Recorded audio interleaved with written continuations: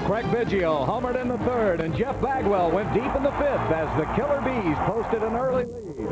Scott Ellerton took advantage of the lead, allowing only one earned run en route to his fourth straight victory, remaining undefeated at Enron. Tonight, the Astros attempt to win consecutive games for only the first time in over a month.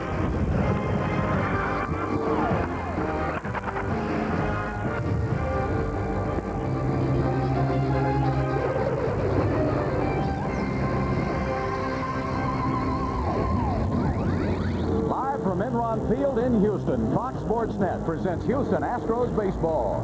Tonight, the Central Division champs take on the Kansas City Royals.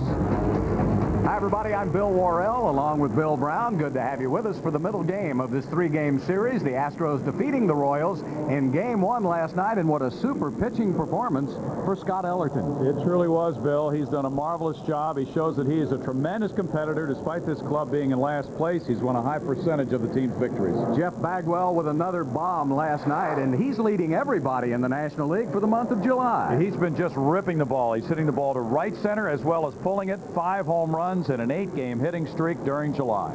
Well, the Astros hope they've got something going, and they'd like to keep it going here tonight. Jose Lima says, let's go for 2 wins in a row. Why not do that? As the Astro Bats try to stay hot, they'll take on the Royals. Coming up next on Fox Sports Net.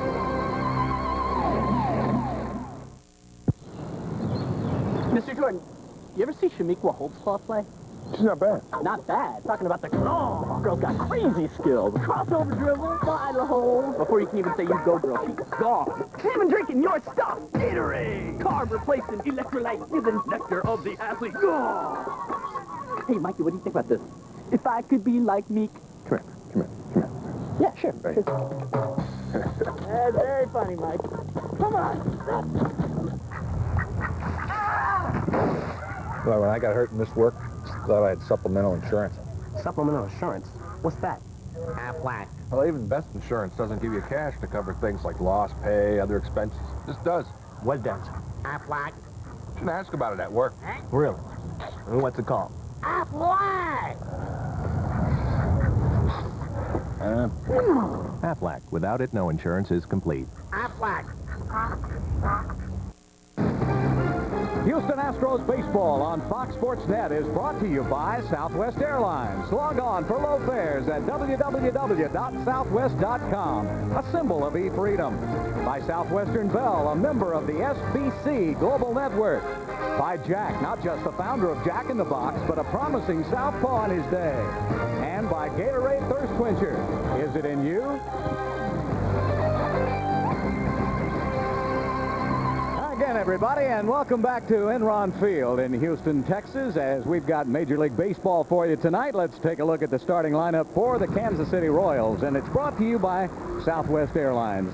They'll lead it off at the top with the speedy Johnny Damon, then Ray Sanchez hitting second, followed by Mike Sweeney, Jermaine Dye, Mark Quinn, Joe Aranda, George Fabregas, Luis Ordaz, and Matt Suzuki, the pitcher, will be hitting ninth. On the mound for the Astros, making his first appearance this season in the major leagues, will be Wade Miller. Has a good sinking fastball, keeps it in the low 90s, hard slider, pretty good curve, good changeup. He's got 4 pitches that he'll use well, 2-seam fastball. And he'll be going against the Royals tonight. Damon steps in, and here to call the play-by-play is Bill Brown.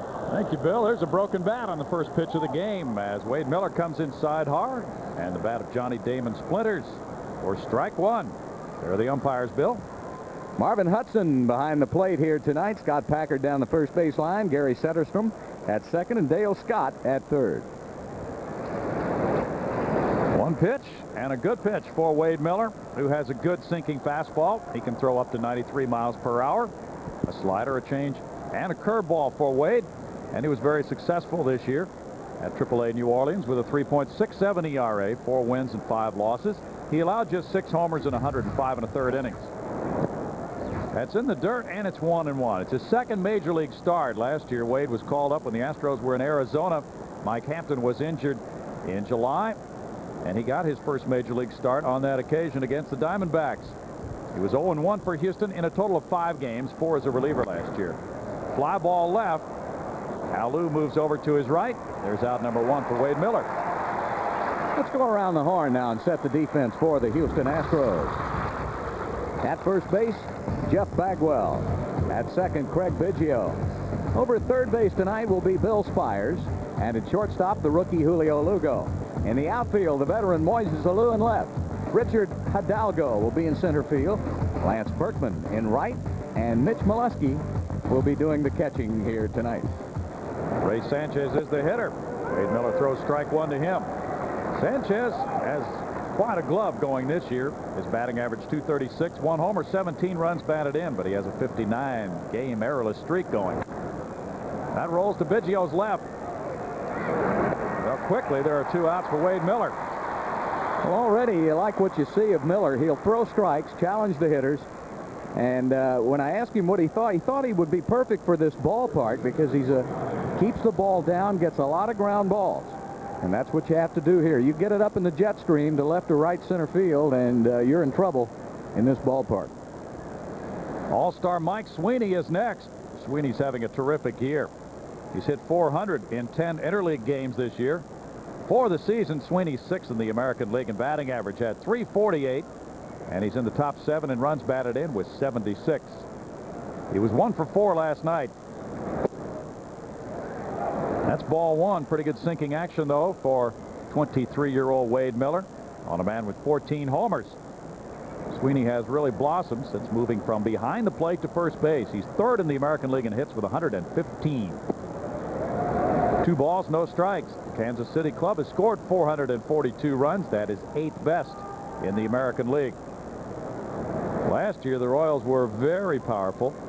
They set a club record with 856 runs scored. That's a lot of hitting. They have good young offensive talent. Check swing foul makes it 2-1 for Wade Miller. But they gave up over 900. Yeah. And therein lies the problem. Tony Muser, the manager and the hitting instructor with the Cubs for 5 years before coming over to Kansas City. Miller's pitch, a good heater. Takes the count to 2 balls and 2 strikes. He can ride the fastball like that or sink it. Well, the gun got him at 95, so the adrenaline may be pumping a little bit here early tonight. Major League adrenaline rush for Wade. Oh, that's a good pitch, and it's called ball 3. 3-2. Wow. Came inside. Marvin Hudson called it a ball. Huh? Maybe it's a camera angle. Maybe so. He gets a strikeout anyway on a foul tip. A 1-2-3 first for Wade Miller, and the Astros come up with a game scoreless.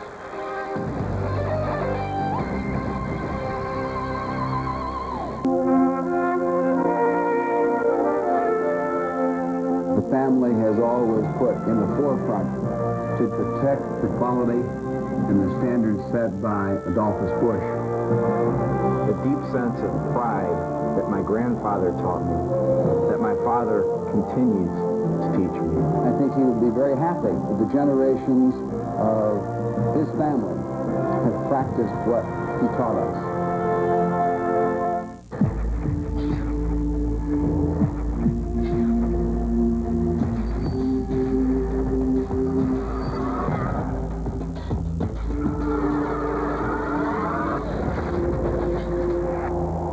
Discipline creates performance, like in the AIM International Equity Fund. To learn more, talk to your financial advisor about AIM funds. The idea is discipline. The purpose is performance. The name is AIM.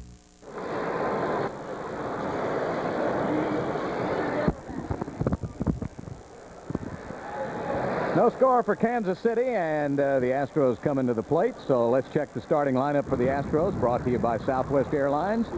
They'll lead it off with Bill Spires, followed by Craig Biggio, Jeff Bagwell, Berkman, Alou, Hidalgo, Molesky, Lugo, and Miller will be hitting ninth. On the mound, Matt Suzuki will be the pitcher for the Royals here tonight. Pretty good fastball in the low 90s, a slider and a splitter. And he'll throw that splitter a lot of times with 2 strikes. Doesn't always have good control. They'll keep an eye on that tonight. Very inconsistent young pitcher, but he's young at only 24 years of age, still developing. And they like him, and they think that if they have a little patience with him, as you take a look at his numbers, that he's going to be a good pitcher in the major leagues. Not only does he have the lowest ERA on this Royals staff as far as starting pitchers go, but 9th lowest in the American League at 3.87. Suzuki 6'3", listed at 195. Bill Spires leads it off for Houston.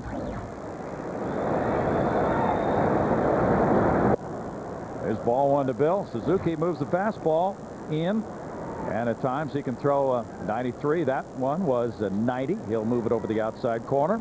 Somewhat inconsistent with that pitch. Big split finger pitch.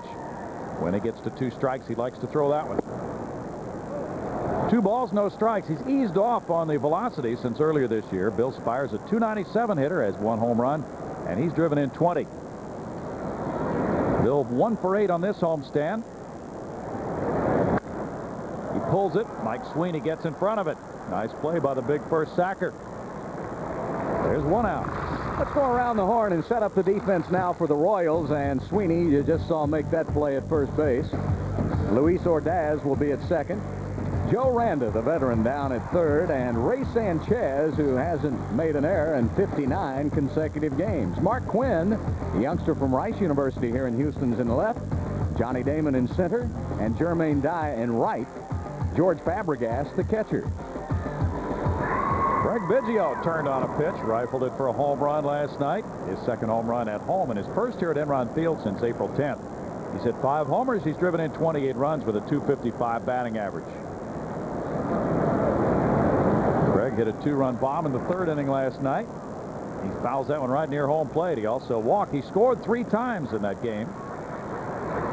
1 ball, 1 strike. An MRI taken a couple of days ago revealing a high ankle sprain on the right ankle. That's from a couple of weeks ago in that collision in the outfield with Lance Berkman. Biggio's 9th in the league in walks with 55. He fouls that one back, and it's 1-2. The Astros faced Max Suzuki this spring, and he was really throwing hard then. They were awfully impressed with his velocity.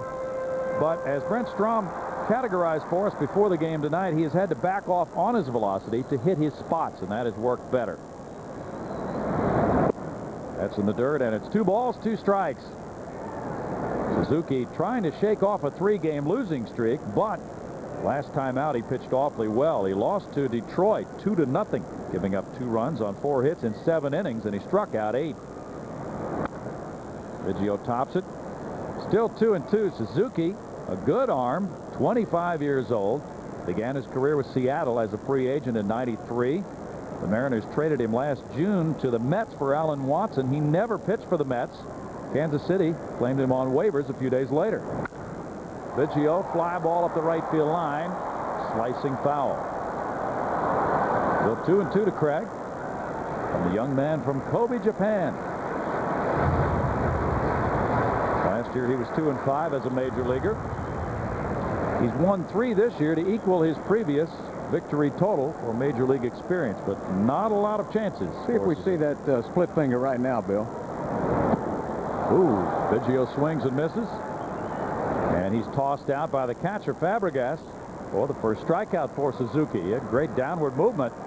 Yeah, a lot like Hideo Nomo. You know, you try to swing at Nomo early in the count, because with 2 strikes, you're usually going to get a very devastating split finger. The problem that Suzuki has had early in his major league career is he can't get that split finger over consistently. So he'll throw it, usually with 2 strikes on the hitter, as you saw there to Biggio. But it's got great action on it. Jeff Bagwell's on an 8-game hitting streak. 13 hits and 30 at-bats for Jeff. He fouls that one for strike 1. He went deep last night for the 23rd time. He's driven in 63 runs to lead the club with a .294 batting average. He's hit 5 homers in his last 6 games. Bags heating up right before the All-Star break. It's no balls and 2 strikes. That's a tough pitch. I'll tell you, if he ever gets to where he can throw that split finger for strikes early in the count, then they won't be able to sit on that fastball near as much.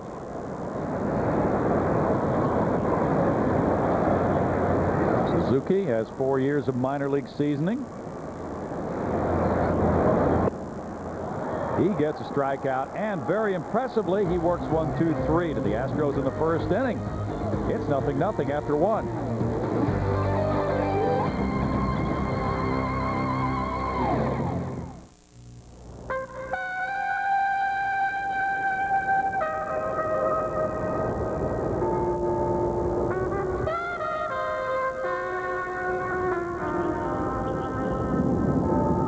Got an old buddy waiting for a visit in Washington?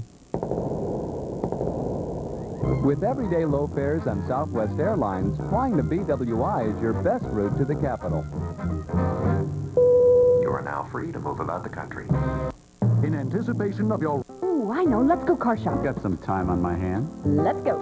GunAuto.com. Allow me. With GunAuto.com, a world of car shopping is right at your fingertips. Just log on and click away. Look, the car we've been waiting for. Don't point. What am I supposed to do? At GunAuto.com, you can compare makes, models, options, prices, calculate payments, even apply for a car loan. Give me one. Gotta hand it to you. Get a grip, will you? Shop with your fingers, not your feet. GunAuto.com makes car shopping a, well, you get the idea. Coverage. The National Sports Report after the game. You're watching Houston Astros baseball on Fox Sports Net. Welcome back to Enron Field in Houston. Bill Brown along with Bill Worrell and Greg Lucas. Glad to have our viewers with us in New York City tonight. It is 0-0 right here in interleague play. Game 2 of a 3-game series. The Astros took the opener last night from Kansas City 9-5. Now tonight it's Jermaine Dye opening the second inning against Wade Miller. Dye taps it foul, strike one. He's headed for Atlanta.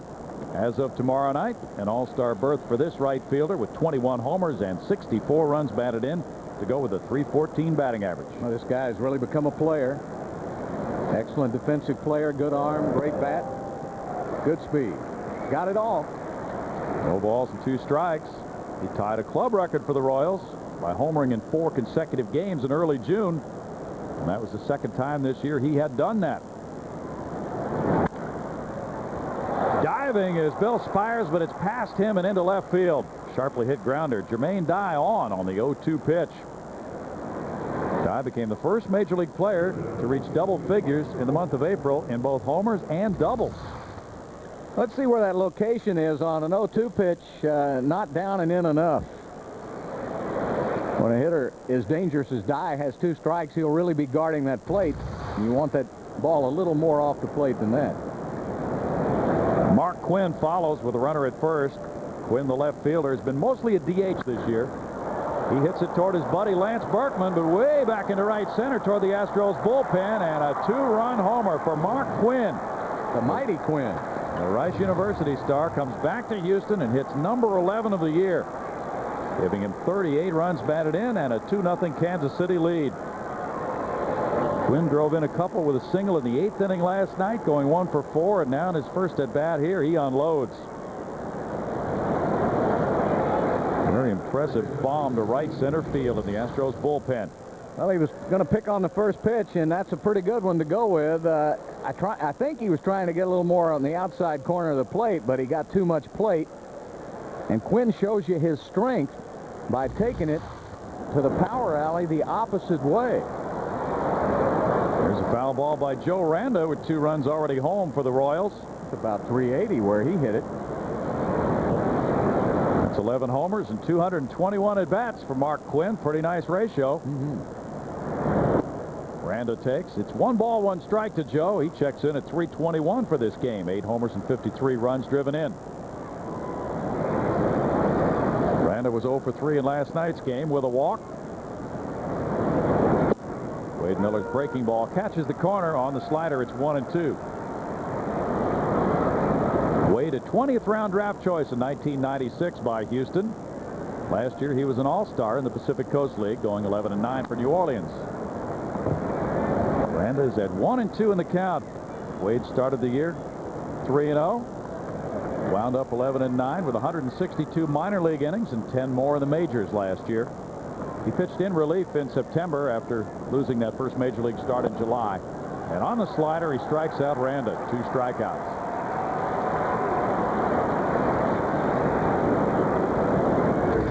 Got good stuff, Bill, but as it is with all young pitchers coming up to the majors, location is the difference in how long they stay up here. He did not have good location on Quinn, but you can't have much better location than he had on Randa. George Fabregas, the catcher, homered last night and went 2 for 4 in that ball game. He's had 97 at-bats with Kansas City, a .258 average, 3 bombs, and 16 runs driven in for Fabregas. There's strike one to the catcher, who has 6 hits in his last 12 at-bats, 3 homers and 9 RBI. Rejoined the club June 28 from the minor leagues in AAA Omaha after Brian Johnson was designated for assignment, and he was released. Miller misses away, and it's 1 ball, 1 strike. The Royals have dropped 17 of their last 23. They're 16 games out in the AL Central behind the streaking White Sox in 3rd place. They're 38 and 45. In interleague play, they've gone 5-5. Tomorrow, the finale of this 3-game series finds Jose Lima on the mound for Houston with a 1-13 record, 13 straight losses against Jay Watazik. He's 2-7. 2 balls, 1 strike. Interesting game this afternoon. Game 1 of a day-night doubleheader in New York at Shea Stadium. The Yankees beat the Mets 4-2. I think Lee Mazzilli ought to get credited for the win. Little tap. Wade Miller in. Over to Bagwell, 2 outs. Yeah, Mazzilli called the first base umpire's attention to the base running of Todd Zeile. He got an obstruction call. No, Todd Zeile was the first baseman. He was just standing there. Knobloch went around him. There was no contact. But Mazzilli really did a great acting job. The umpire went right along with him. And then later, Zeile was called out for interfering with Chuck Knobloch. Well, Knobloch didn't want to catch that ball. He'd had to throw first, Bill. Luis Ordaz, a .222 hitter, has 54 at-bats.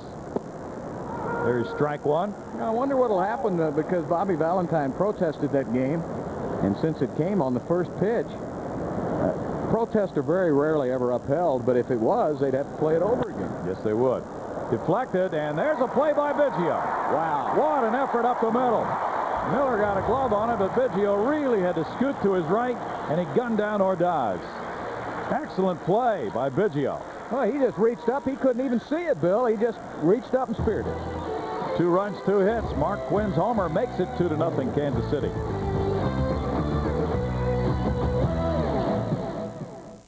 There's no place like home. It has a certain magic all its own. And memories are made there every day. Collecting each moment one by one, while over the years each day becomes a lifetime of good times shared along the way. Have yourself a Bluebell Country Day. Arlington knows family fun is as easy as 1, 2, 3. Wow. With Texas Rangers Major League Baseball in the incredible ballpark in Arlington, Six Flags Over Texas thrilling fun at the entertainment capital of Texas, and Hurricane Harbor, Texas' premier water park with splashy fun for everyone, Arlington is a triple play of big family fun so close to home. Arlington fun. Easy as 1, 2, 3. Right in between Dallas and Fort Worth. Call 888-96-TEXAS now for free info and great discounts. Sunday Night Fights, brought to you by Jack, who's not normally a violent man. Unless you can't agree, he has the best burgers in the business. Houston Astros baseball on Fox Sports Net is brought to you by Gatorade Thirst Quencher. When the moment comes, will you have what it takes to finish? Gatorade, is it in you? By your Texas Ford dealers. Ford is the best in Texas. And by Jack, the most bean batter in baseball history. Here at Enron Field, this interleague series continues right up to the All-Star break. Then the Astros will move out of town. They'll leave on Wednesday night for Detroit and Cleveland on the next leg of interleague play. It's 2-0 on a 2-run homer by Mark Quinn. Wade Miller has thrown first pitch strikes to 7 of the first 8 batters. And Mark Quinn hit the first pitch for his home run. Now his buddy Lance Berkman stands in at 297. 10 homers and 29 RBIs for Lance. They were together for 1 year at Rice. Here's ball 1 to Lance. Lance has hit .317 as a left-handed batter this year. He likes interleague play. He went 1 for 2 with an RBI, a couple of walks last night. 2 balls, no strikes. He thinks the hitter might have an advantage in the sense that he can look at the pitcher from the on-deck circle, get an idea from that experience of watching him, but the pitcher can't know a lot about the hitters. Extensive experience in interleague play. 3 balls, no strikes. Suzuki uncorks 1. That's what they talk about, the inconsistency, Bill. He rolls along. He had pretty good control last inning. Then all of a sudden he starts Berkman out with 3 pitches out of the strike zone. There's a good fastball. 3-1. You can see he eased up a little bit on that one. That's something he's been doing more often lately. Turning point for him might have been a game against Cleveland back in mid-May for that. Berkman whacks it in the air, left field line. Quinn is over and makes the catch. Quinn able to catch his drive, unlike the top of the inning when Berkman was unable to catch Mark's 2-run homer. Anytime you hit it to the left side in the air, the crowd gets excited because you only have 315 feet down that left field line. And Berkman has become very adept at going that way. And I think as he becomes older as a hitter and matures more in this league, he's going to have a good inside-out swing for that short porch in left field. Moises Alou went 0 for 4 last night, but he has been on a hot streak for quite some time now. There's ball 1 to Mo, who has 13 homers, 45 runs batted in with a .346 batting average. His numbers are terrific beyond that. .407 on base average and .623 slugging percentage for Alou. Larry Dierker's club had plenty of offense last night and supported Scott Ellerton. 2 balls, no strikes. Run support for Scott has been better than 8 runs per game on the average. For the others on the Astros starting staff, 4.6 runs per game. That pitch, a strike over the inside corner, and it's 2-1 to Moises Alou. Last 9 games, he's driven in 14 runs.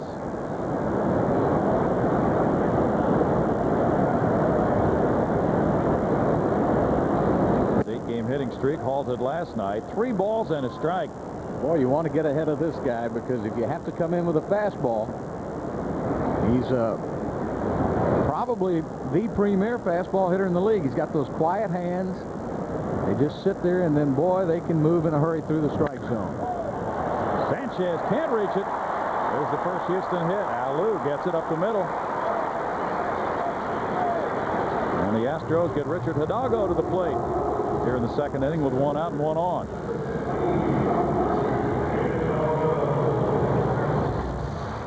That's what I mean. Watch those hands, how still they are. And then, boy, he gets that bat going. Still a quick bat through the strike zone. Right back up the middle. Hidalgo drove in a run with a double last night in the 7th inning, going 1 for 3. He was hit by a pitch earlier in the game. 23 homers, 61 RBIs for Richard, and a .289 batting average. Fabulous first half. That's upstairs for ball 1 to him. Mitch Molesky's on deck here in the Houston second. He's got those outstanding numbers, and he really turns on a ball through the strike zone. Almost a dead pull hitter. Very rarely will ever hit it to the right side. If he does, it's a mistake. And they come inside on him a lot. You have to in this ballpark to keep him off that plate. But if you miss coming inside a little over the plate, it's history. 2 balls, no strikes from Suzuki, who is 6-9 lifetime as a major leaguer with a 5.77 ERA. Fabregas out to talk with him. Yeah, Fabregas really is one of the best, I think, handlers of pitchers in the league. A great defensive catcher. Really frames the plate very well. And George is out there trying to settle his young guy down now. George was, of course, the starting backstop with the White Sox several years ago, and then he's moved around a little bit. The Diamondbacks picked him up in the expansion draft. He's one of the few guys that lost salary arbitration and then got a raise. Jerry Colangelo beat him in arbitration and then gave him a raise afterwards. That's right. Remember that? Yeah. 3-0. Greg Lucas has something for us. Well, you know, Suzuki is an interesting story how he got to the United States, because he was booted off his amateur team in Japan, supposedly for not working hard enough. So he was drafted. He was signed before he could be drafted by a Japanese club. And he started by playing with a couple of independents in Salinas and San Bernardino, and then was sold to Seattle for $750,000 in '93. And he's also a footnote because he actually was the first Japanese pitcher in the U.S. since Masanori Murakami A lot of people don't realize that. They think Nomo was, but actually Suzuki had been signed first, but he was still working his way up. And Suzuki faced Nomo in his last start. Nomo shutting out Kansas City 2-0. Off the end of the bat, into center. Alou holds at second base. And there's a rarity, a base hit to the right side of second base for Hidalgo. It's because it was right off the end of the stick. Yep. Back-to-back singles have the Astros with 2 men on and 1 out. Here's a look at it. There it is, just on the outside part of the plate. Did a good job of just punching it out into center field. 2 men on for Mitch Molesky. He was robbed by Steve Finley 2 nights ago. Last night, though, he hit one that couldn't be caught. Home run number 9 of the year. He's driven in 42 with a .294 average. Mitch 2 for 4 in the game last night. He's a .325 hitter from the left side of the plate.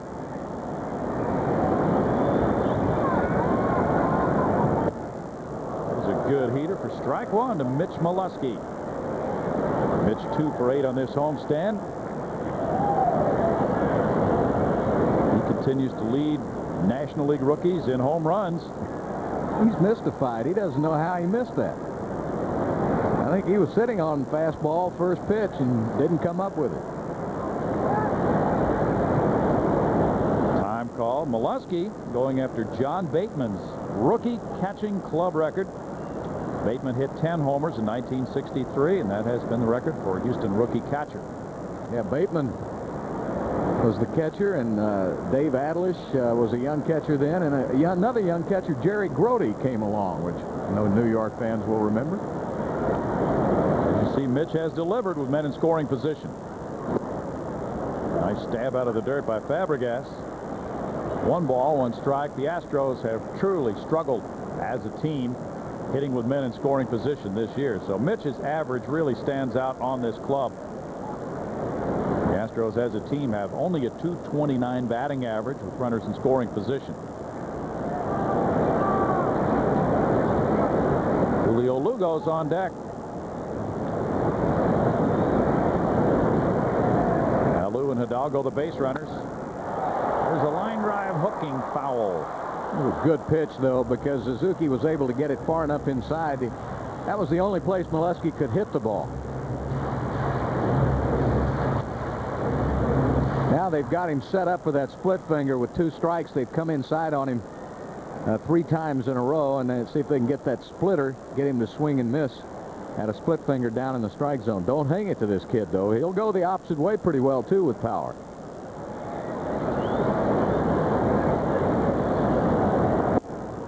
He got him on strikes. Good movement on the pitch for out number 2. That's his 3rd strikeout.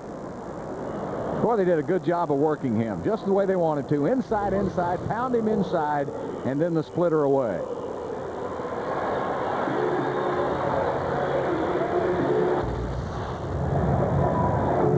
Max Suzuki faces Julio Lugo. Lugo with 1 homer, 9 runs batted in, and a .274 average. Was the leadoff man last night.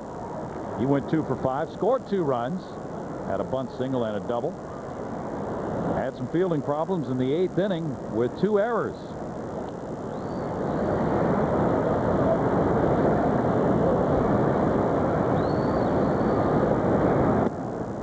That's strike 1 to Lugo. Pitcher Wade Miller on deck. That's not his strikeout split finger. That's his get it over for a strike. You know, he took a little off of it.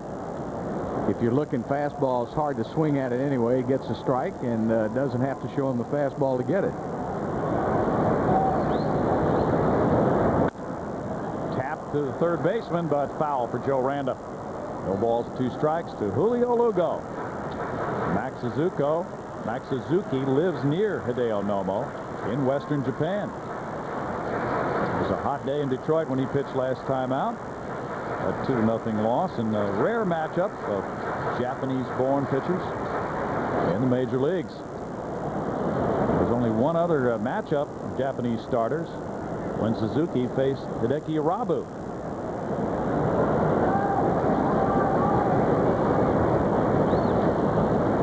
There are more on the way.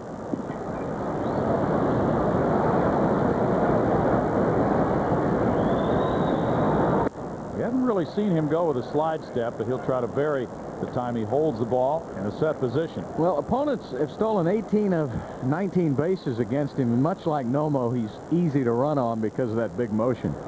He's trying to cut down on it. Randa to his left. Throws for the force play to Ordaz, and it's no runs, 2 hits, 2 men stranded. After 2, it's 2-0 Kansas City.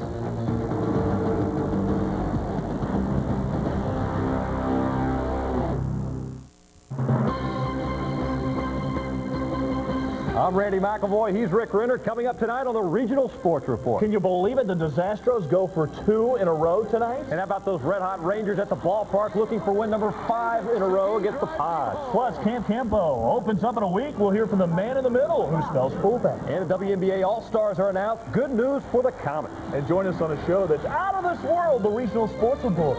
Tonight at 11. Roadrunner Living, you can grow like a pro with Gardens Galore. Everything under the sun to make your garden glow. From step-by-step video guides Flip off both the to the stems. plant encyclopedia with information on more than 1,000 flowering plants. Get answers to your gardening questions. Even order supplies. Gardens Galore. Dig it on Roadrunner. The fastest, smartest, easiest way to get around. Call Time Warner Cable today and get Roadrunner. Beep, beep. This is Fox Sports Net. Kansas City leading at 2-0 as we go to the top of the third. Let's take a look at our Texas Ford League leaders. These are the hardest to strike out. The American League leaders, plate appearances per strikeout. And you see Cruz, Garcia-Pera, Damon, and Sweeney, who are in this game tonight, and Ron Coomer of Minnesota. Johnny Damon, good combination, doesn't strike out much, has tremendous speed at the top of the lineup. Free agent after next season. Royals and Damon already talking about an extension, and they'd like to keep their young players, Brownie, but that's the tough thing. You groom them when you're a middle market team. If you have a good farm system, you bring them up, you groom them, and then somebody else signs them for the big bucks. Tough to hold on to them. Yeah. Max Suzuki is 1 for 2 as a hitter this year. Strike 1 to Suzuki. Well, apparently, according to the rumors, Damon wants a 5-year deal. Kansas City will be stretched to provide the type of contract that he may demand to stay there. He waves at the breaking ball, and it's 0-2 to Suzuki. Royals really had the magic going back in April. They had 4 consecutive wins in their last at-bat, and they've won 17 times this year in that fashion. 1 ball and 2 strikes. I don't know where that pitch was. Maybe he only uses it on the opposing pitcher, huh? Well, I thought it was in the strike zone. Biggio to his left. Gobbles it up, throws to Bagwell. Well, that play Biggio made last inning was a sparkler up the middle. Coming up tonight on the National Sports Report, Williams win at Wimbledon. We'll have the All-Star injuries, and there are a bunch of them. And the Subway Series will have the highlights. The National Sports Report immediately after the game. Mark McGuire out of the game now, the All-Star game next week. Replaced by Edgar Renteria on the roster. Johnny Damon comes around for the 2nd time. He hit a fly ball to left field as he led off the game. That home run derby has taken a beating. Yes, it has. Damon's on a pace to score 125 runs. 1 ball, 1 strike. You know, Carlos Beltran is injured, but if you've got Damon, Beltran, and Jermaine Dye, I can't think of a better young outfield, can you? It's a good outfield. Well, that really is. And if Kansas City can keep those young guys together, that's a good starting point. Johnny Damon, one of the leaders on this club, has hit well and had a .452 on base average the last 9 games. He led off 10 games in a row with hits. Biggio on the 2-hopper takes care of Damon. 2 outs. Wade Miller getting some nice ground ball outs in the early going. Yes, he is. Now Wade in that Major League debut last July 7th lost the game in Arizona, giving up 8 hits and 7 runs in 3 innings. He allowed 3 home runs in that one. He was 10-1 in '97 at A-Ball Kissimmee. The next year at Jackson, off to a 5-0 start when he had to have surgery for a scarred tendon in his index finger, and his season ended May 31st. Last year he got in a full year at AAA and sometime in the majors, and this year about another half season at AAA. Through the hole and into left field for Ray Sanchez. Sanchez gets a 2-out single here in the 3rd. Hit number 3 for the Royals.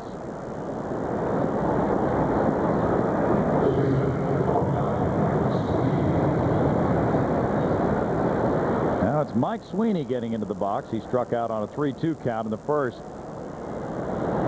Got to be an exciting time for players like Dye and Sweeney, heading for that association with all the big names in the game as of Tuesday night in Atlanta.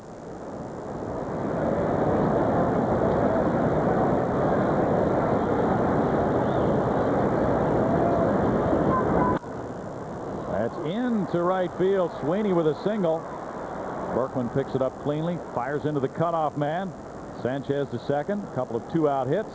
Have Jermaine Dye batting with 2 men on now. You had that stat a moment ago about the first pitch strikes that Wade Miller was trying to get ahead of these hitters. Well, guess what? They're swinging at the first pitch now. So he's going to have to change up a little bit. Everybody is taking a rip at that first pitch. So I think he may have to try to start a few guys out a little out of the strike zone. Dye singled on an 0-2 count to left field back in the 2nd inning. That's a little better. Ball 1, tempting pitch, but Dye stayed away from the sinker, low and away. Very talented player with a strong arm. Dye had 17 outfield assists last year and threw out 7 runners at home plate alone. He fouls it. It's 1 ball, 1 strike. The Atlanta Braves have had an uncanny ability to know when to trade players and when to trade for players, but this is one who got away. Yeah. In a deal along with Jamie Walker, traded for Keith Lockhart and Michael Tucker. Spring training of '97. Well, Brownie, they had Andrew Jones just about ready to jump onto the scene, and they thought he would be the man, and he certainly has played well, but, well, what if Dye were still there? Tucker helped them a little bit. 1 ball and 2 strikes. Well, if you compared Jermaine Dye's numbers to those of Reggie Sanders in left field, you'd find that Dye is a little bit ahead of one of their current starting outfielders right now. 11 runs batted in, coming with 2 outs and men in scoring position. He's driven in 64, though, this year. Last year, 119 for Dye. Oh, yes. Upstairs for a strikeout for Wade Miller. That's number 3. No runs, 2 hits, 2 men stranded for the Royals. 2-0 Kansas City.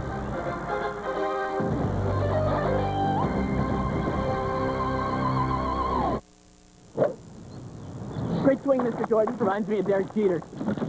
What? Derek Sanderson Jeter, the king of New York. I'll show you what I mean. 0 for 4, he goes to the batting cage. 4 for 4, he goes to the cage. Curveball, slider, you name it. He can do it all. Kind of like you, Mr. Jordan. MJ, DJ, woo! And he's drinking your stuff, too. Gatorade, for that deep down body thirst. Yeah! Can I have my 3-iron, please? Yeah. I could totally fix this.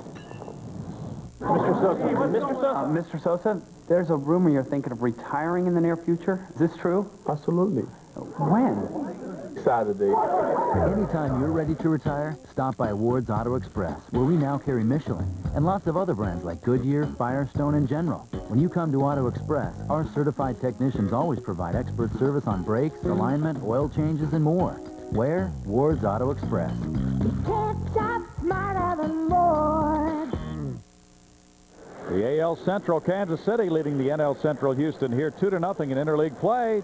Time now for our Burger King sports break. Let's check scores of other games involving teams in the Central. The Cubs with a 3-run homer from Sammy Sosa bury the White Sox today 9-2. White Sox with the best winning percentage in the American League, falling heavily at Wrigley Field, and the Reds bumped off the Indians 14-5. Ken Griffey Jr. went deep twice, drove in 5. Giants over the Cardinals 7-6. Pirates lead the Twins 4-1, bottom of the 6th inning, and Detroit and Milwaukee are scoreless in the 3rd. There's strike one to Wade Miller, batting here in the home 3rd inning. The Astros on the trailing end of a 2-0 ball game. Max Suzuki allowed 2 singles in the 2nd. He's upstairs with that one, and it's 1 ball and 1 strike. Wade was 0 for 1 as a batter last year in the major leagues.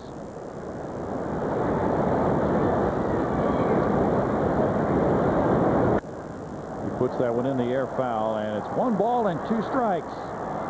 Suzuki with that 3.87 ERA, 9th best in the American League. Opponents are hitting just .235 against Mac. He hasn't walked anybody yet tonight. Strike 3 call. That's number 4 in the strikeout category for Suzuki. Coming up tonight on your 11 p.m. Regional Sports Report, we'll have a recap of the Padres and the Rangers game. We'll have a look at the Cowboys camp, and the WNBA All-Stars have been selected. All this and more on the 11 p.m. Regional Sports Report.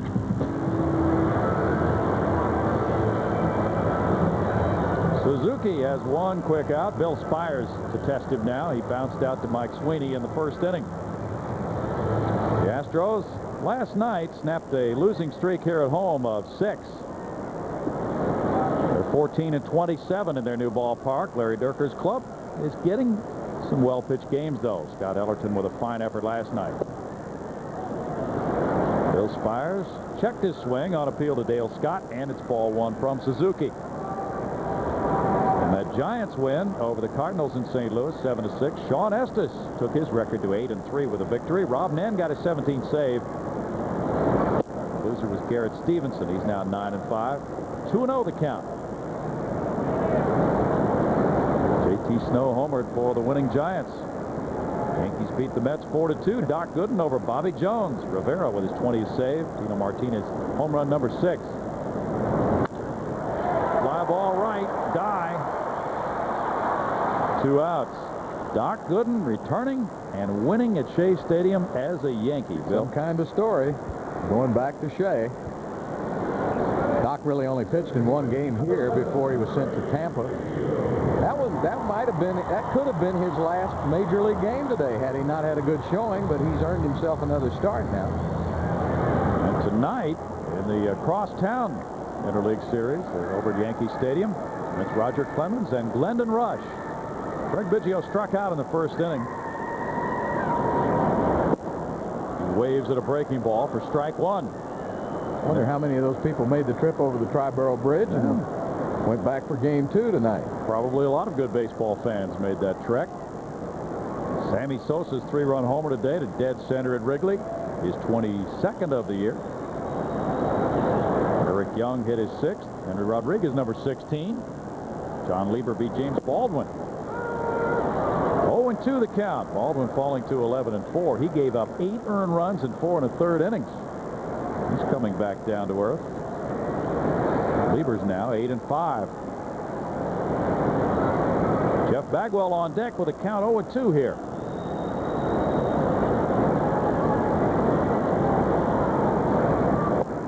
And Biggio chases a breaking pitch, striking out. That's number 5 for Suzuki.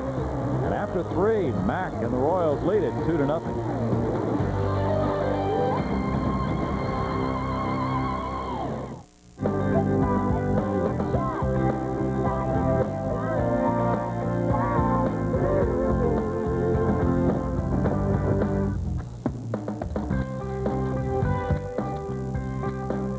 Fly Southwest Airlines to Nashville and experience the new sound of country.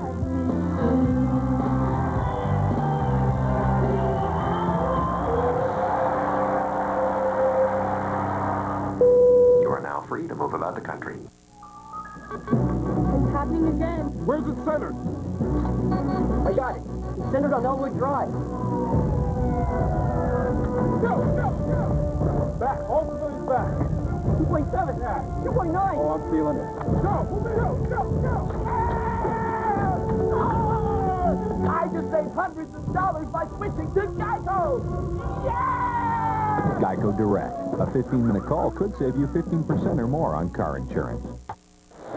Royals with a lead as we go to the top of the fourth. Now, don't forget that the Sonic Slam inning is coming up in the sixth. You'll want to keep it right here to find out if you're tonight's contestant. And you can win in the Sonic Slam inning. Entry forms are available on the Sonic takeout bags at participating Houston area Sonic drive-ins. Wade Miller trails it 2-0 on a Mark Quinn 2-run homer. Quinn taps toward shortstop. Bill Spires cuts in front and gets him this time. One out for Wade Miller on one pitch, and the Royals continue to go for that first pitch, as Quinn did when he ripped the 2-run homer to right center in the second. After watching Quinn for a couple of nights now, he's a first ball hitter. I think that's pretty much his scouting report. So if you're going to throw him that first pitch, if you want to throw it for a strike, you better have something on it. Joe Randa has hit 300 3 times in the last 4 years. Randa struck out in the second inning. There's ball 1 to him. Correction on the Griffey RBI total today. He drove in 8 runs in that Cincinnati win, 14-5 over Cleveland. Drove in 5 on the 2 homers, but 3 more. That'll look better on his statistics at the All-Star game. Ooh. 28 home runs for Griffey. That's looking good. Okie Reeds, Chris Steins also went deep. For Cleveland, Omar Vizquel and Kenny Lofton hit home runs. Steve Parris went to 5-11 with a win over Kane Davis. That's a nasty curveball Miller just threw. Yep. He's breaking that out more now in the middle innings. Look at the break on this. Good downward action. And a strikeout. That's number 4. I think Randa and Biggio have had a little trouble tonight trying to get the bat on the ball. They have been pitched about as well as you can pitch a guy. Here is tonight's Aflac trivia question. Under the old locomotive, name managers of the American League and National League in the first All-Star game. That was back around 1933 or so. That's a little tricky question. Fabregas takes, and there's ball 1 to George. He tapped back to the mound first time up. Philadelphia leads Baltimore 11-2, bottom of the 5th inning. Biggio in. There's plenty of time, and Fabregas is retired for 1, 2, 3, 4 for Miller. In the middle of the 4th, it's 2-0 Royals.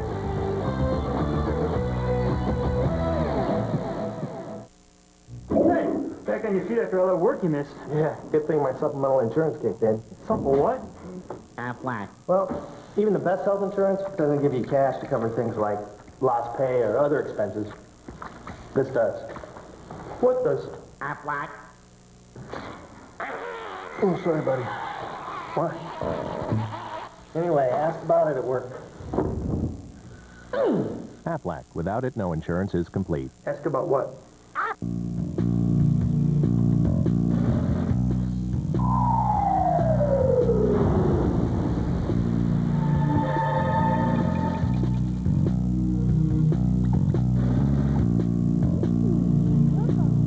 There is intelligent life on Earth.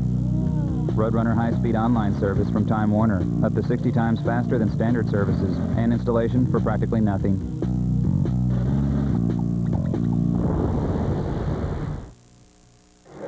Well, did you name the managers of the American League and National League in the first All-Star game? Greg Lucas, do you know that?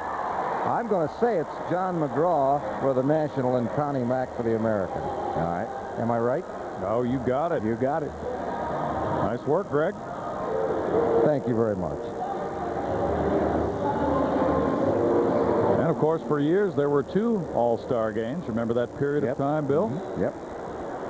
Kind of an interesting era. One earlier in the season, one later on, but there'll be a lot of pomp and circumstance as of Tuesday night in Atlanta for that one All-Star game this year. They were trying to raise more money, I believe, for the Players Association, which, of course, now they're a major corporation. Jeff Bagwell struck out in the first inning. Max Suzuki leads it 2-0 here. He gets a strike call there on an outside fastball. No balls and 1 strike. Suzuki has been awfully tough. Gave up back-to-back singles to Alou and Hidalgo, then got the next 2 in the second inning. Bagwell fouls it back, and it's no balls and 2 strikes quickly.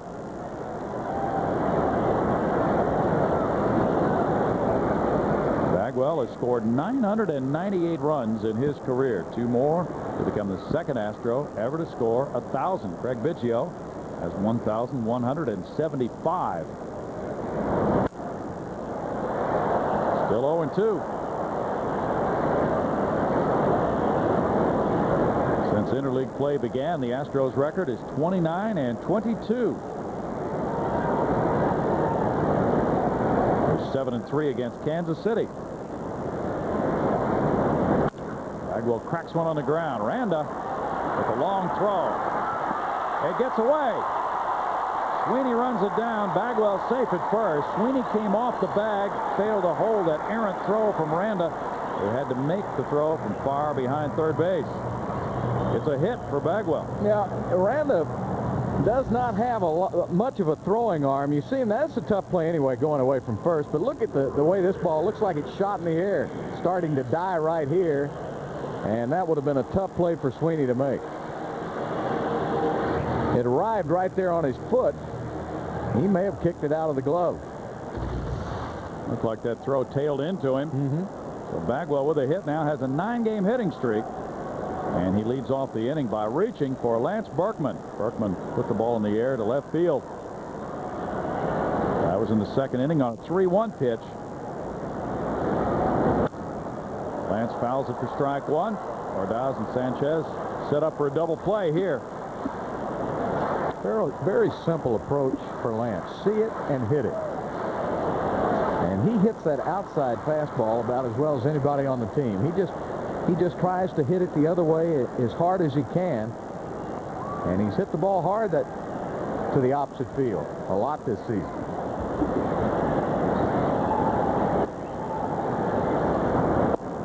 Ooh, that's a great pitch. That's a tough pitch there. 0-2. Tremendous movement from Max Suzuki. Florida leads Tampa Bay 4-1, top of the 6th inning. Reed Cornelius on the mound for the Marlins. Steve Traxel started, but he's now gone for Tampa Bay.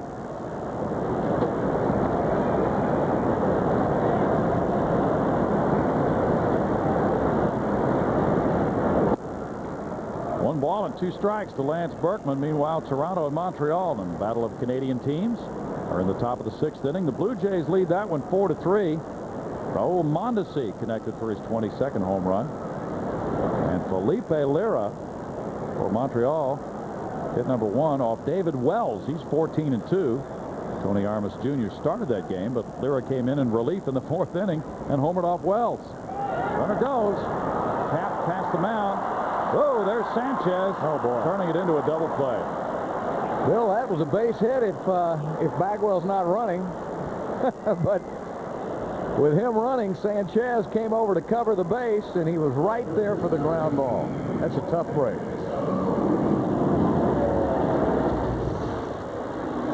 Here's Bagwell taking off, and as soon as he does, Sanchez moves towards second, and that's right where the ball is hit. Tailor-made. The Royals get their 84th double play of the year. Now it's Moises Alou with 2 outs and nobody on. He singled to center field in the 2nd inning. The Astros have had 3 hits, all singles, 4 hits for Kansas City, including a 2-run homer by Mark Quinn. There's a shot into center again, and Alou has gone right back through the box twice for singles in this game. If you're wondering whether the Astros may have had a hit and run on them, about 90% of the time, the runners have the green light on the Astros team, and they can take off whenever they want to. Larry Durker does not call a lot of running hits or hit and runs.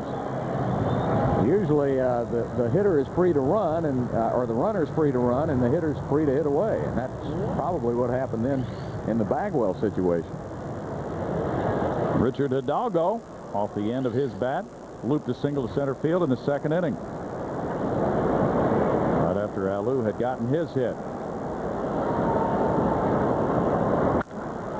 Fly ball center. Johnny Damon backing out toward Towles Hill, and just at the edge of the warning track. He takes care of out number 3.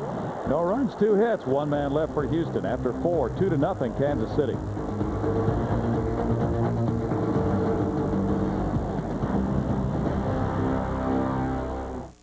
Welcome to Jack in the Box. May I take your order? Yeah. Is Jack there? Just a moment. This is Jack.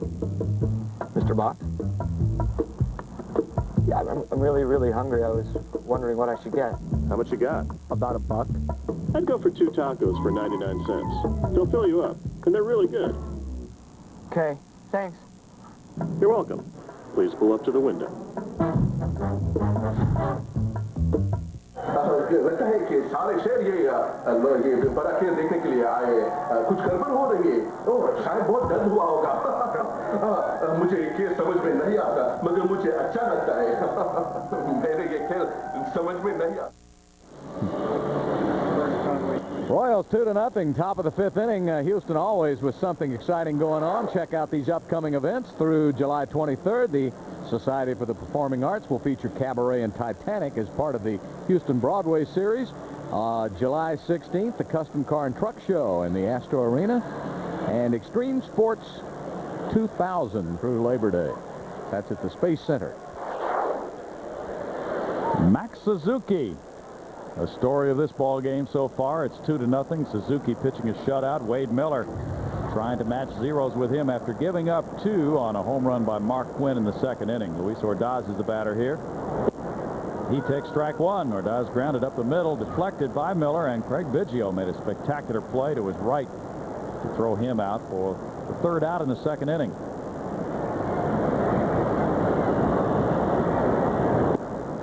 Breaking pitch misses. It's 1 ball and 1 strike. Last night's starter and winner, Scott Ellerton, 24 years old. Wade Miller is 23. 1 ball and 2 strikes now with Suzuki on deck. Miller's from Reading, Pennsylvania. He went to Alvernia College. Began in the pro ranks in 1996.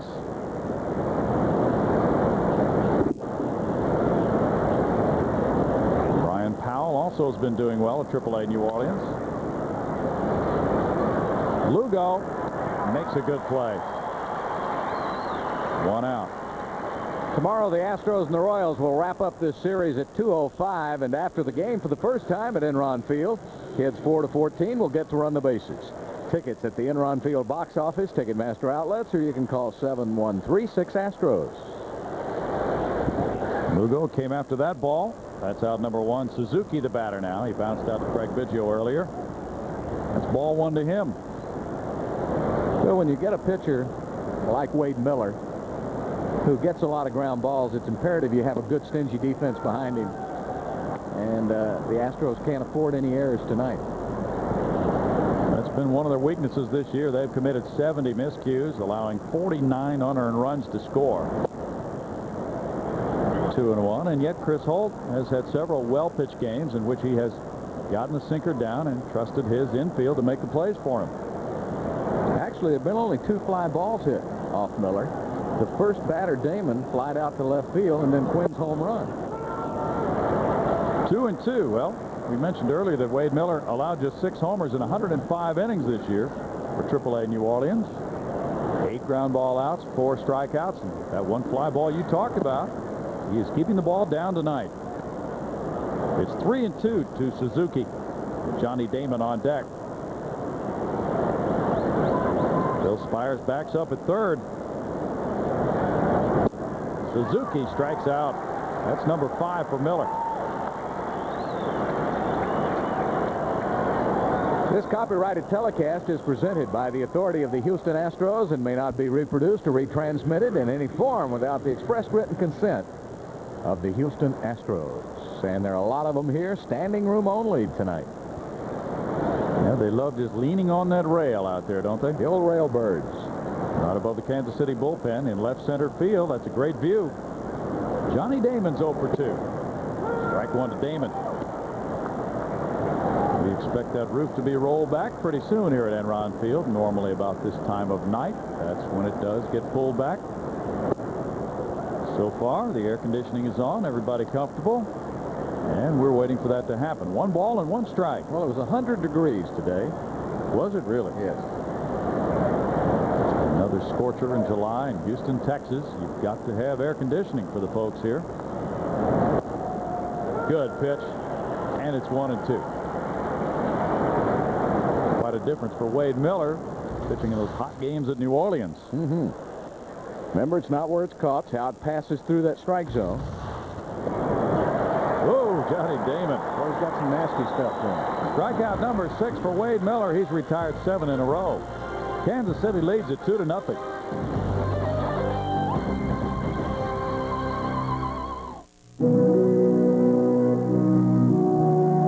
Since 1891, Acme Brick has been building strong character in everything we do. We're proud to support the Troy Aikman Foundation for Children and everything they do. Acme Brick. If you don't see the Acme name, you won't get Acme quality.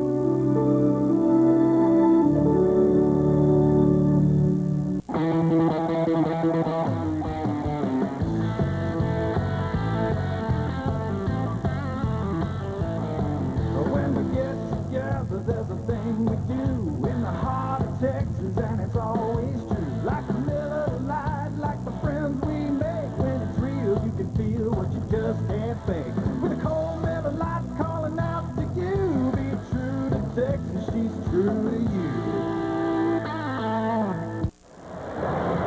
KC with a 2-0 lead, bottom of the 5th inning, and here is tonight's Geico Direct moment.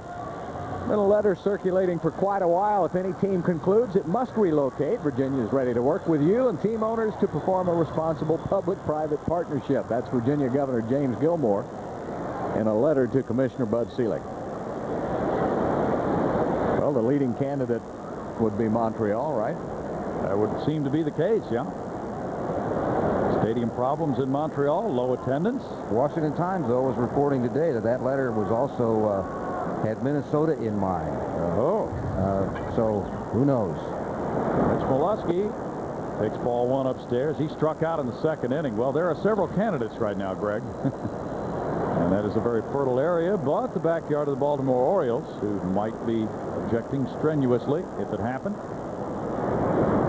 Well, they will, and they are, but apparently a commission, a study done by Commissioner Selig, is not going to be favorable to Baltimore stopping anything that might happen. Well, the precedent long exists for 2 teams in that area, Washington Senators many years ago.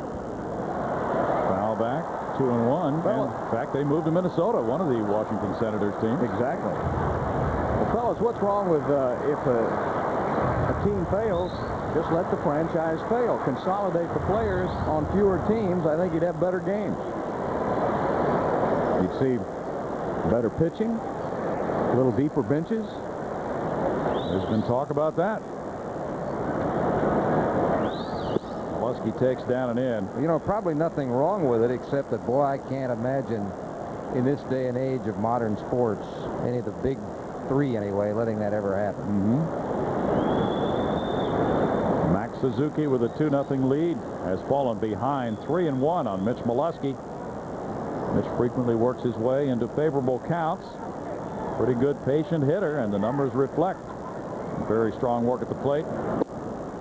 That's a tough pitch, and it's 3-2. Yeah, you worry about all these high-scoring games. If you were to lose a couple of franchises and consolidate that pitching staff, some of these AAA pitchers that need to be down in AAA wouldn't be up in the majors. I think the pitching would certainly improve. 3 balls and 2 strikes.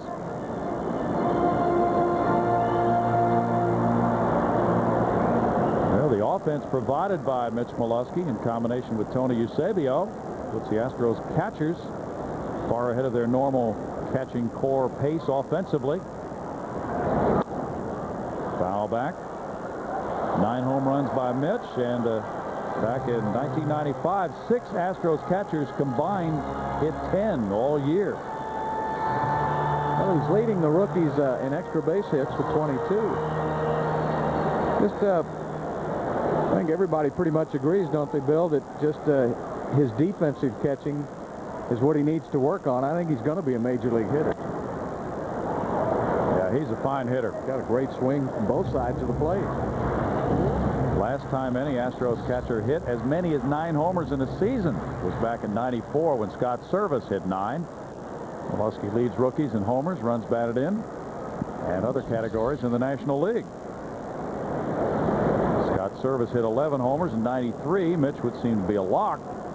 He'll wind up with far more than that, the way he's gone through the first half.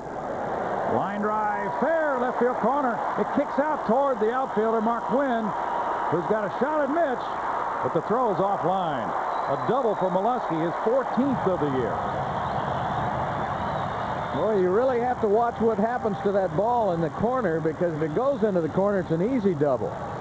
But if it bounces out the way it did, Quinn had a pretty good shot at throwing him out at second base and couldn't come up with it. How did he hit this? Inside-out swing, wasn't it? There's some guys that don't have golf tees that low to the ground. Wow. And it took a crazy carom. Quinn had not gone deep into the corner, so he was able to play that. I think he's a pretty good low ball hitter. Oh, yeah. That's the first extra base hit by the Astros tonight. It's hit number 5 for them. Julio Lugo's the batter. He goes for high heat. There's strike 1 to Lugo. Lugo tapped into a force play in the second inning. With a pitcher on deck, he'll try to drive in this run. Lead-off double, and that was Molesky's 14th two-bagger of the year. Really helpful when down toward the bottom of the order. That's another thing that Molesky brings to the ball club, the ability to hit for extra bases and get in scoring position.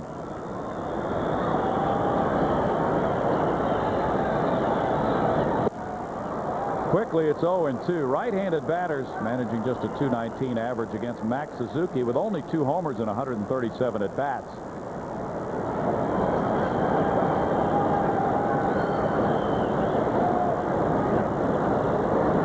Suzuki has not won, though, since June 5th at St. Louis.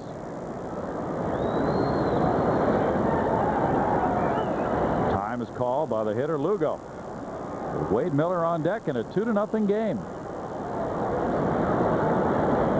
Here's the breakdown. 10 homers by left-handed hitters and a .246 average. Right-handers have found it much tougher going against Mack. Yeah, the lefties can wait on that splitter a little bit longer. Lugo goes for it and strikes out. Number 6 for Suzuki. Well, they know he likes to swing at a high fastball, so they just kept going up the ladder until he finally swung at one out of the strike zone. Coming up tonight on the National Sports Report, Venus is in the spotlight today. The All-Star injuries continue to mount, and the Subway Series. How's Game 2 going up in New York? The National Sports Report immediately after the game. 1 out. Suzuki works to Wade Miller, who was caught looking in the 3rd inning in his first at-bat. Off the mask of Fabregas. There's strike 1.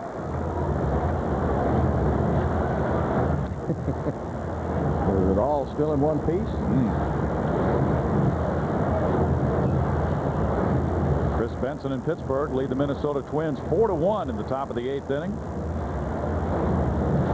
It's Milwaukee 1 and Detroit and Hideo Nomo nothing, top of the 4th inning. John Snyder on the hill for Davy Lope's Brewers.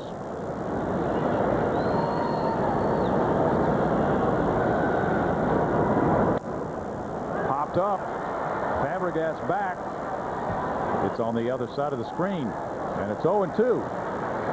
These new stadiums they're building now really give the hitters a lot of opportunities, because it used to be those stadiums they built in the 60s had a lot more room in foul territory, and now when you pop one up, you usually get another chance.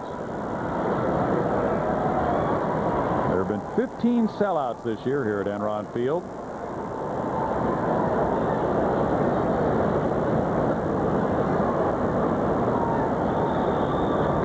Way upstairs, 1 ball and 2 strikes to Wade Miller. Anaheim beat Colorado today, 6-2.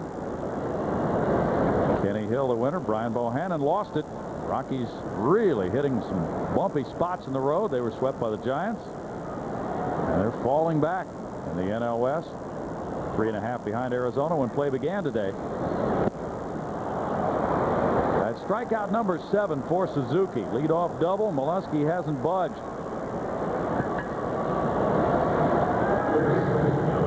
You can purchase your Astros game tickets right at your fingertips. Go to the Astros.com, click on the tickets, find your game, and then click on Buy Now. It's that simple. You'll then have your choice of available seating. So go to Astros.com and see for yourself just how easy it is to purchase Astros tickets online.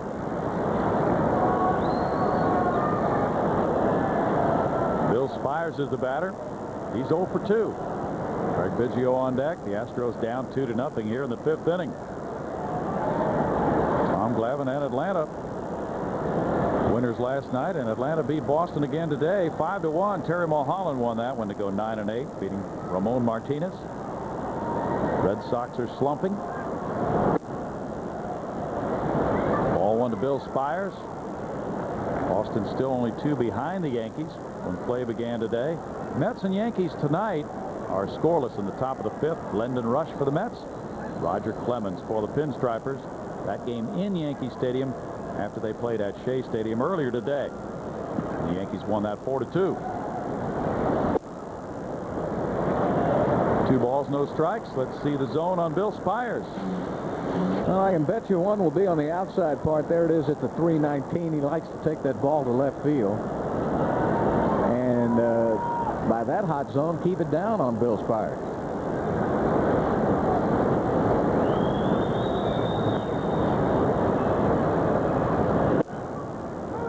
Strike call to make it 2-1. I don't know if that was a strike, but he hit the glove. You know, if you hit that target, that umpire will usually give him the strike because he's set up on the other side. Molesky still at second in a 2-0 game. Now it's 3 balls and a strike. Well, he's being careful with Spires because he's handled Biggio. He struck Biggio out swinging twice. Being careful here with first base open. Rick Helling in Texas leads San Diego 4-0 in the top of the 3rd. Adam Eaton on the mound for the Padres.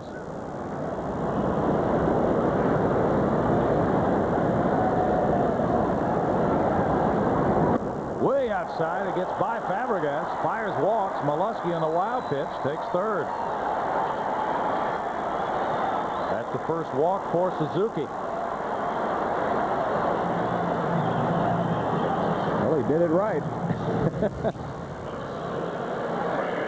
He went way up the ladder.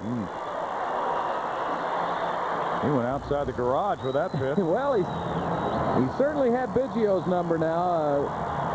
Craig has not looked very comfortable against Suzuki in both of his plate appearances tonight, but you have to be careful because he'll like to sit on one of those fastballs early in the count, and he ripped one last night. So if Suzuki comes in there with a fastball, look out. He's whiffed Biggio twice. Runners at first and third, 2 outs, and a 2-0 game on a Mark Quinn homer. That's a tough pitch for strike 1. Well, if you're looking for fastball, here he comes with a little slider over the outside part of the plate. Unhittable.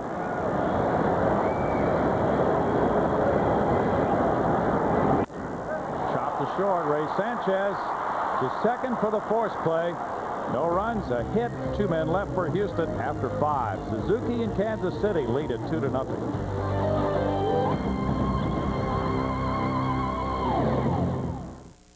Nothing like watermelon on a hot day. That's right, Dad.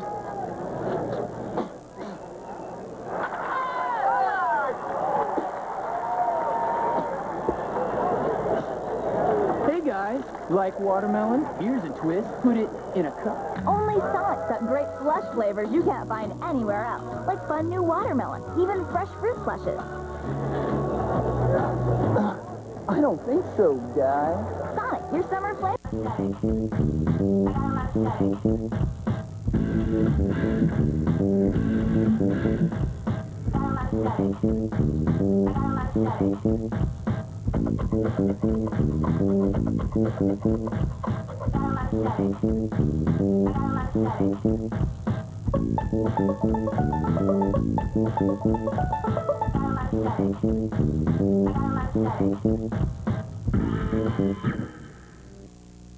Interleague War, complete MLB coverage. The National Sports Report after the game. Houston Astros baseball on Fox Sports Net is brought to you by Southwest Airlines. Log on for low fares at www.southwest.com, a symbol of e-freedom. and by Sonic, America's Drive-In, sponsor of the Sonic Slam Inning. Well, we expect that roof to be opening pretty soon. It is getting close to dark, and it is 2-0. The scoreboard is dark for Houston with the pitching of Max Suzuki, limiting the Astros to 5 hits. No errors in this ball game. A Mark Quinn 2-run homer has provided the difference. That came after a Jermaine Dye single in the 2nd inning. And Bill, Wade Miller is just waiting for the run support to come around. Both of these young pitchers have pitched very effectively here tonight. Ray Sanchez playing a smooth shortstop again tonight. Got a hit to left field in the 3rd. He's 1 for 2. Ball one upstairs to the former Texas Ranger, Ray Sanchez, formerly with the Chicago Cubs as well. Sound fundamental player. Club record 59 consecutive errorless games. 2 balls and no strikes. He is still 2nd in the American League in fielding percentage at shortstop because the Cleveland shortstop, Omar Vizquel, has not made an error all year. 2-1 the count. And doesn't use the glove on every play. He loves the bare-handed play. Good Houston pitching continues in interleague play this year. 3 balls and a strike. The Astros last night allowed 5 runs, but only one of those runs was earned. So the Houston ERA in interleague play against the White Sox, Twins, and Royals is 2.34. Lowest of any team in interleague play in the majors this year. Sanchez walks. A leadoff walk frequently leads to a run. This is the 6th inning, and that is the first walk for Wade Miller. Yeah, you want to go after a 236 hitter because now you got Sweeney, Dye, and Quinn coming up to the plate. That's the guy he wanted to try to get right there. Mike Sweeney grounded a single into right field in the 3rd after striking out in the 1st inning.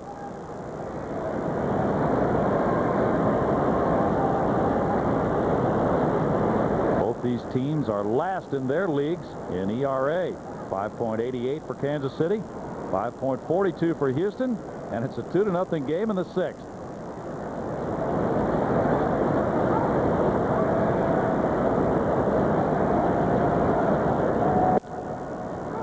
Strike call on Sweeney. Marvin Hudson working a rather high strike zone in comparison to some of the other Major League umpires. Mike Sweeney, a .404 hitter with 14 runs batted in interleague play. Great stats, doesn't he? Yes, he does. Yep, they've been fairly effective with him in this series so far, but you just wonder how long you can keep pitching him that well. Line drive hit to left. Well, you're lucky you got away with that. That fastball was up right over the middle of the plate. White, the first base coach, welcomes Mike Sweeney. 1st and 2nd, nobody out for Jermaine Dye now. Look at that pitch right there. And that's going to prompt a visit from pitching coach Bert Hooton. It looked to me like, I don't know if it did to you on Sanchez, but maybe he was rushing his delivery a little bit. He was up for the first time in this game. He's thrown, what is that, 69 pitches is all? That's all. He really is not very high on the pitch count. He shouldn't be tired, but he looked like maybe he was rushing his delivery a little bit, and Hooton's going to go out and try to settle him down. This is a key inning for him because they're right in the middle of that Royals lineup, and they're already down 2-0, the Astros, as Jose Cabrera heats up. The Astros have Bagwell, Berkman, and Aludu up in the bottom of the 6th inning. This Kansas City threat with 2 men on, nobody out, continues with Jermaine Dye. Dye hit his 21st homer on July 4th, and that tied Bo Jackson's club record for the most homers prior to the All-Star break, set in 1989. Bo Jackson. What an athlete. Could do it all, couldn't he? Towering fly ball, shallow center, Biggio back. Infield fly is called. That's out number 1. An important out for Wade Miller. to get the cleanup man. Now he faces Mark Quinn, who ripped the 2-run homer off him in the second inning. Living dangerously, though, Bill. He had that ball up in the strike zone for Dye. He got away with it. Needs to get that ball back down again to be effective. Now, remember, Quinn hit the first pitch both times up. This was the first pitch. He hit his home run, and that's the 2-0 score. Now Quinn takes the first pitch. It's out of the strike zone. Ball 1 to Mark. One of the outstanding players produced by Rice University. Jose Cruz Jr. was his teammate there. Yeah, that team went to the College World Series. That was a heck of a baseball team. It's 1-1. Mark was born in California, but went to Clemens High School in Sugar Land. He had a whale of a year last year. .360 batting average at Omaha, .333 for Kansas City, and 60 at-bats. 6 home runs in those 60 at-bats. Lugo went to the bag. Sanchez back. When Quinn was sent down for 3 weeks, he hit .377 this year at Omaha, driving in 13 runs in 13 games.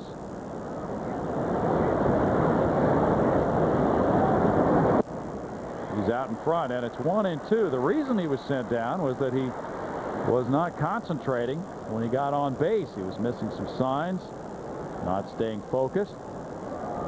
And with Tony Muser, the skipper, and pretty iron-fisted one by today's standards, wanting to keep those players focused, that was the move they decided to make.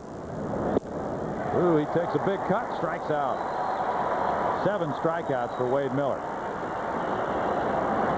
Good job by Miller. A steady diet of breaking pitches for Mark Quinn. Let's check out the pitch by pitch. See how Molesky says, keep it down. That's where I want it in that strike zone. Just nothing but wrinkles and everything. Right there. Boom, boom, boom. Great location. Joe Randa has struck out twice. 2 men on, 2 outs. Randa goes for a breaking pitch. That visit paid off by Hooten. At least it has so far. First 2 hitters, he was way up in the strike zone. Now he's back down where he pitches more comfortable. Bird began the season as pitching coach at Round Rock, the Astros AA affiliate. 1 ball, 1 strike. Interleague play has produced some very good matchups this weekend. Crosstown White Sox and Cubs. Crosstown Mets and Yankees. Atlanta and Boston also meeting for the 2nd time this year. Nub toward third. Spires with the throw. Nice play as he charges in to make it. 3 batters in a row retired after a walk and a single. And in the middle of the 6th inning, it's 2-0 Kansas City.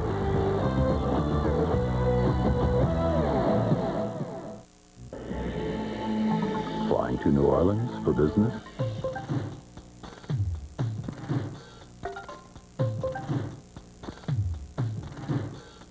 If these 21 reasons don't convince you to fly Southwest Airlines nonstop to New Orleans, maybe this will.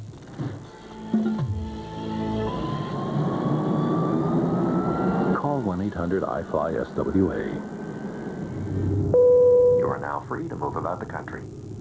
Hello, honey. Yeah, you wrote down chips, and there's a lot of them. Okay, I don't see 2%, but I see there's red. Do you want crunchy or smooth? Ultra dry or super dry or, well, she just took the last one. The simple truth is, you need all the airtime you can get. That's why Southwestern Bell has flexible plans that let you talk longer than ever.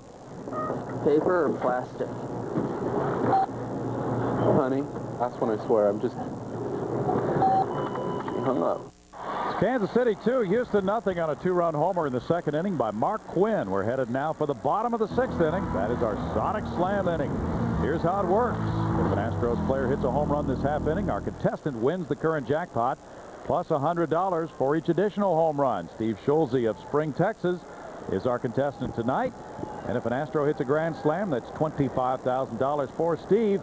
Good luck. It's Jeff Bagwell leading it off. Bottom of the 6th inning. He singled in the 4th.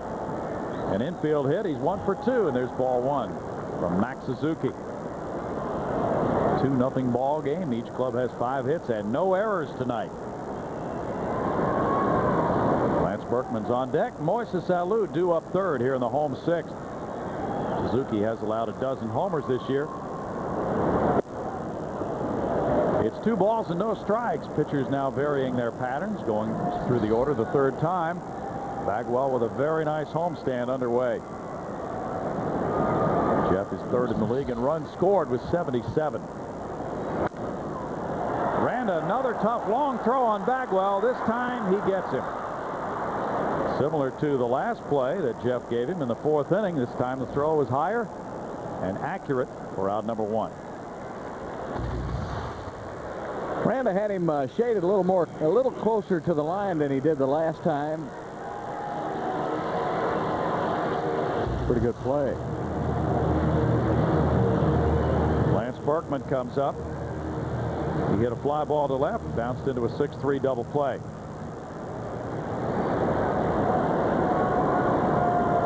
The Astros 3-4 against the American League clubs. Berkman out into right center. Jermaine Dye has to leg it over, and Berkman heads for second base. There's a double for Lance, his 13th of the year. That just shows you how much territory there is to cover in that area of Enron Field. Second Astro double of the night. This one comes with 1 out. Here's a look. Ball really wasn't hit that hard, Bill. It kind of off the end of the bat. And it just, Damon kept running and Dye, and they're both pretty speedy, but they just couldn't get to the ball. There's a lot of room, as you pointed out. Berkman hit a sweet spot in the outfield. Moises Alou is the batter. He's 2 for 2. 2 singles to center field. If he could do that again, Berkman should be able to score on a base hit. The Astros have been shut out, and they trail 2-0 with 1 out in the 6th.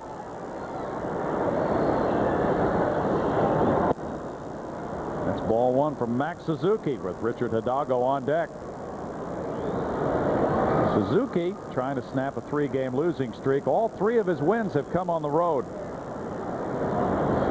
At Cleveland, at Boston, and at St. Louis. He's beaten 3 pretty good clubs on the road this year. Sanchez to his right. Throws out Alou. 2 outs. Berkman unable to advance. Suzuki making some key pitches when he needs them with men in scoring position. If you hit it to Sanchez, that's like hitting it into the black hole there. You forget about it. It's over. The way he aggressively approached that ground ball, he just gobbled it up. He was very anxious to make a play. You know, there have been only 5 fly ball outs made in this game. Steve Schulze hoping that this one eludes everybody and gets out of here. Whoops. Fabregas off the heel of his mitt knocks it down, and Berkman looked like he got crossed up. Yeah, Berkman takes third base easily. Yeah, he might have gotten that one off his wrist as Max Suzuki looks in. Now look at the way he handles the glove. Like, yeah, I don't know what happened there. It looked like he was expecting it to break down. Yeah. Oh, yeah, now they're talking it over. He got crossed up. The official score a rule pass ball, but they did not appear to be together on the pitch that was being thrown. Might prove to work out for the Astros because now they have a runner at third and 2 outs. That's ball 1. Fabregas caught it on the left wrist, it would appear. Still working with that glove hand.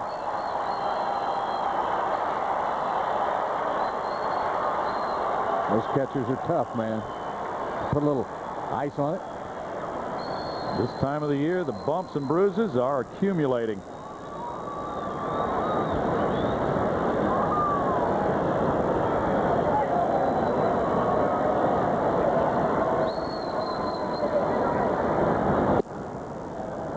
You know, guys, I got just the thing he could do for that little sore hand he's got. You have some ice? You go down to Sonic, get yourself one of those watermelon slushes. Don't waste it on your hand. Yeah, you're right. Don't put it on your hand. Actually, those are great because you don't have seeds. What could be better? What could be a better way to the taste of watermelon, huh? On a 100-degree day, it's hard to beat that thought. No.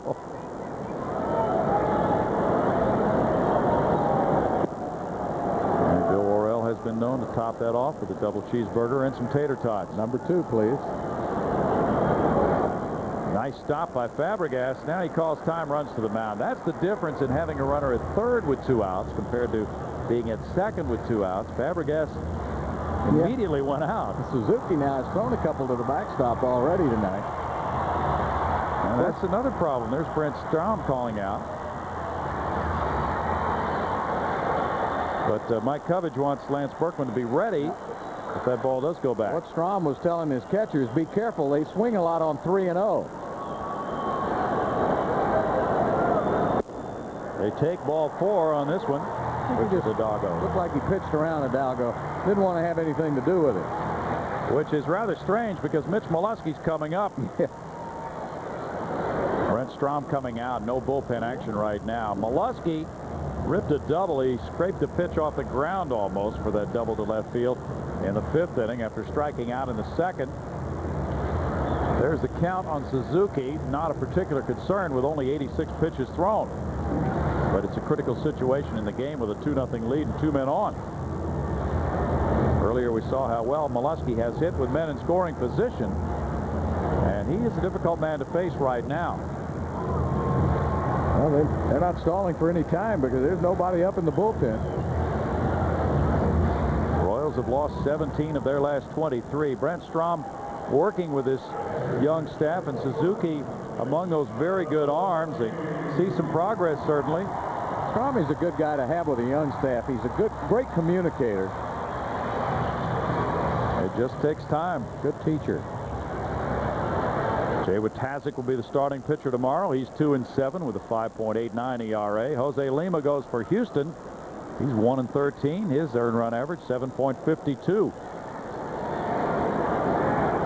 Julio Lugo is on deck. They might not worry too much about a walk to Molesky in this situation. That might have been the reason for that conference. Line to right, a hit. Well, it wasn't. If that was a conference, Suzuki needs an interpreter. Boy, he gave him a fat one right down the middle. Molesky parking it in front of Dye for his 43rd run batted in, and the Astros are on the board trailing 2-1. You know, he's really pretty lucky that Molesky kept this in the ballpark. This was a great pitch to hit, and he had a super swing on it. A strange pitch in that situation, but Molesky knew exactly what to do.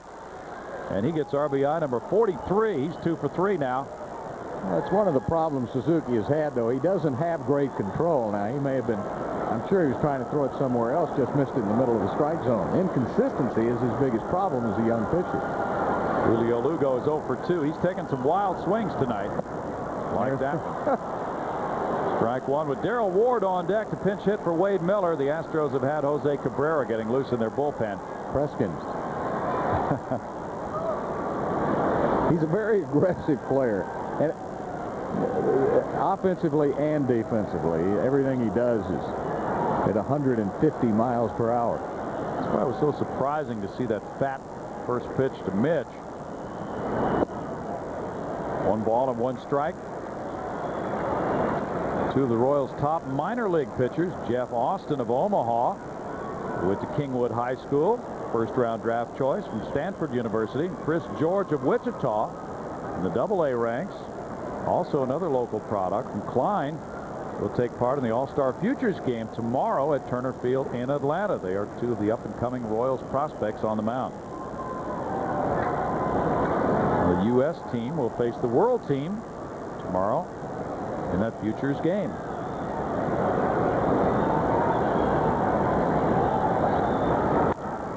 Tap toward the left side. Randa in. Rose in. The stretch by Sweeney gets Lugo. Heck of a play. It was nicely done. 1 run, 2 hits, 2 left for Houston. It's 2-1 Kansas City after 6.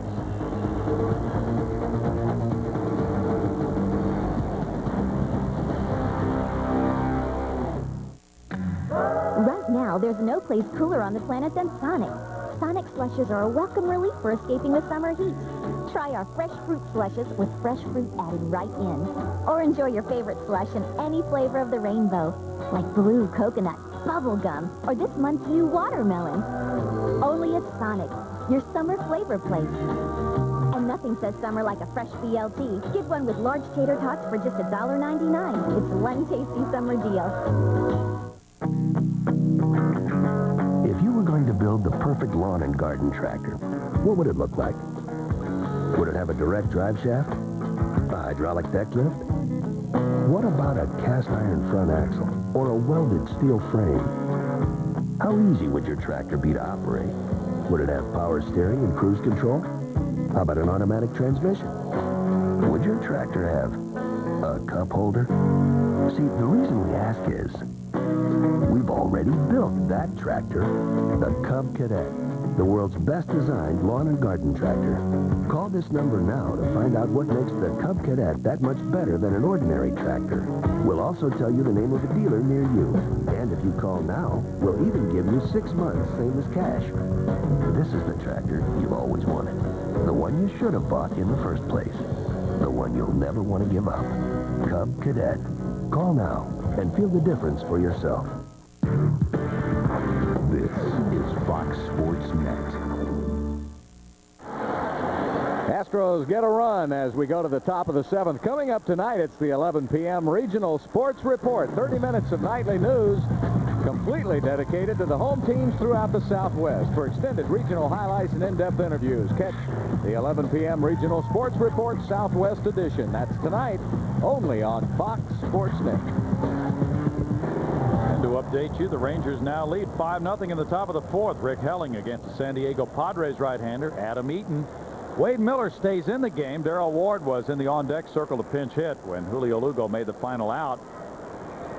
Wade will get a chance to face the bottom of the order here in the 7th inning and then leave for a pinch hitter in the bottom half. George Fabregas is 1 for 2 with 2 ground ball outs. Miller with 70% first pitch strikes as he throws the ball there, though, Bill, but 9 ground ball outs, 7 strikeouts, and only 1 walk. Just a couple of fly balls have been caught.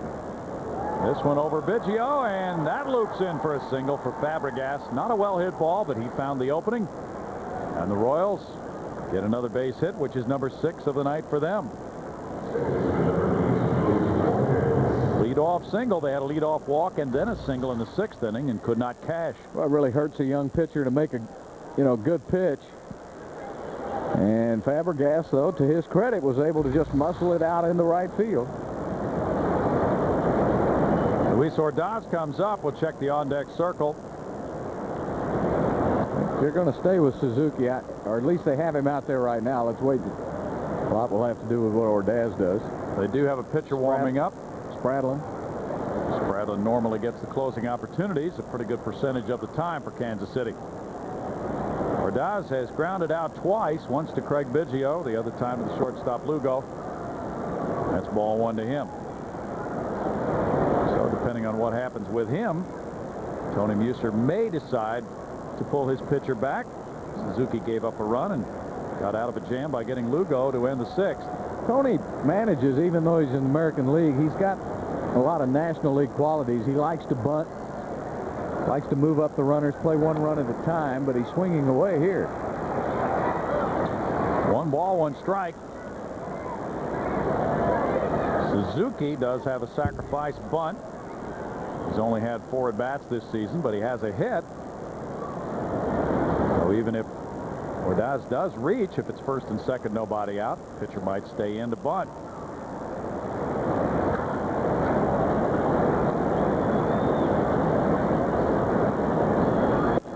Good pitch. He went. It's 1-2 on the call by Marvin Hudson.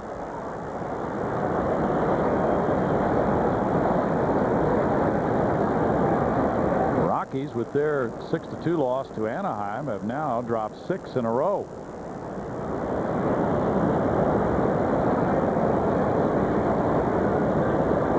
The Mets losing this afternoon fall a game further behind Atlanta, and they're now 3.5 back as of right now. Close pitch, called ball 2. It's 2 balls and 2 strikes. Awfully close to take it. Looked like Ordaz may have been looking for that slider again, and he got the fastball, couldn't pull the trigger.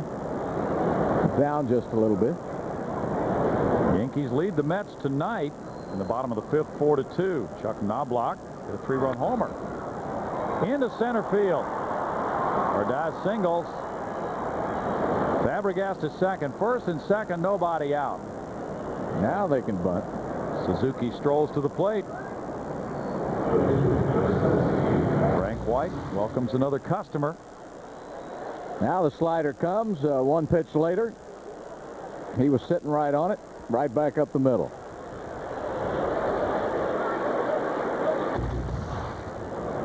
Now a lot of talking going on both sides. Spires talking to his young pitcher Wade Miller, who of course has just been called up. Want to be sure that he knows all the possibilities. Could have the wheel play on, which base you're going to throw to.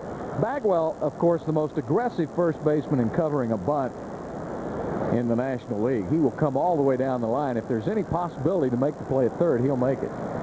So you want to bunt away from him. Shortstop runs toward third. There's strike one with Spires charging. Now the first play, Spires charges. Lugo was going to third. As some more signs being put on, we'll see how the Astros play this. And if you're Fabregas, you better be careful and don't wander off that base, because the Astros like to go back to second occasionally for a pickoff move. Suzuki takes. It's 1 ball, 1 strike. Now Lugo, a speedy shortstop, can easily reach third base ahead of the slow Fabregas, the runner at second. That gives the Astros the luxury of sending the shortstop over to cover and having Bill Spires charge. Of course, a lot of times, too, the runner tries to get a little further off second, and then when that happens, you can sneak in behind him sometime.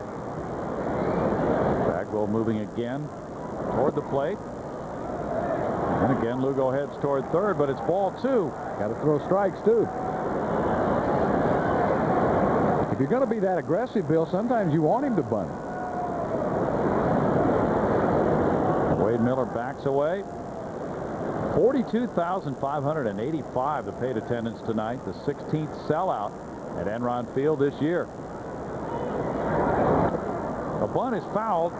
It's 2-2. That's exactly what Wade Miller had to do. He had to throw a buntable pitch there, Bill. He had to get him to go for it. Threw it up in the strike zone, though. Sometimes it's easier to bunt those down around the knees than it is to try to get one up around the letters. He might try to buzz him with a fastball up high again, see if maybe he can induce a pop-up.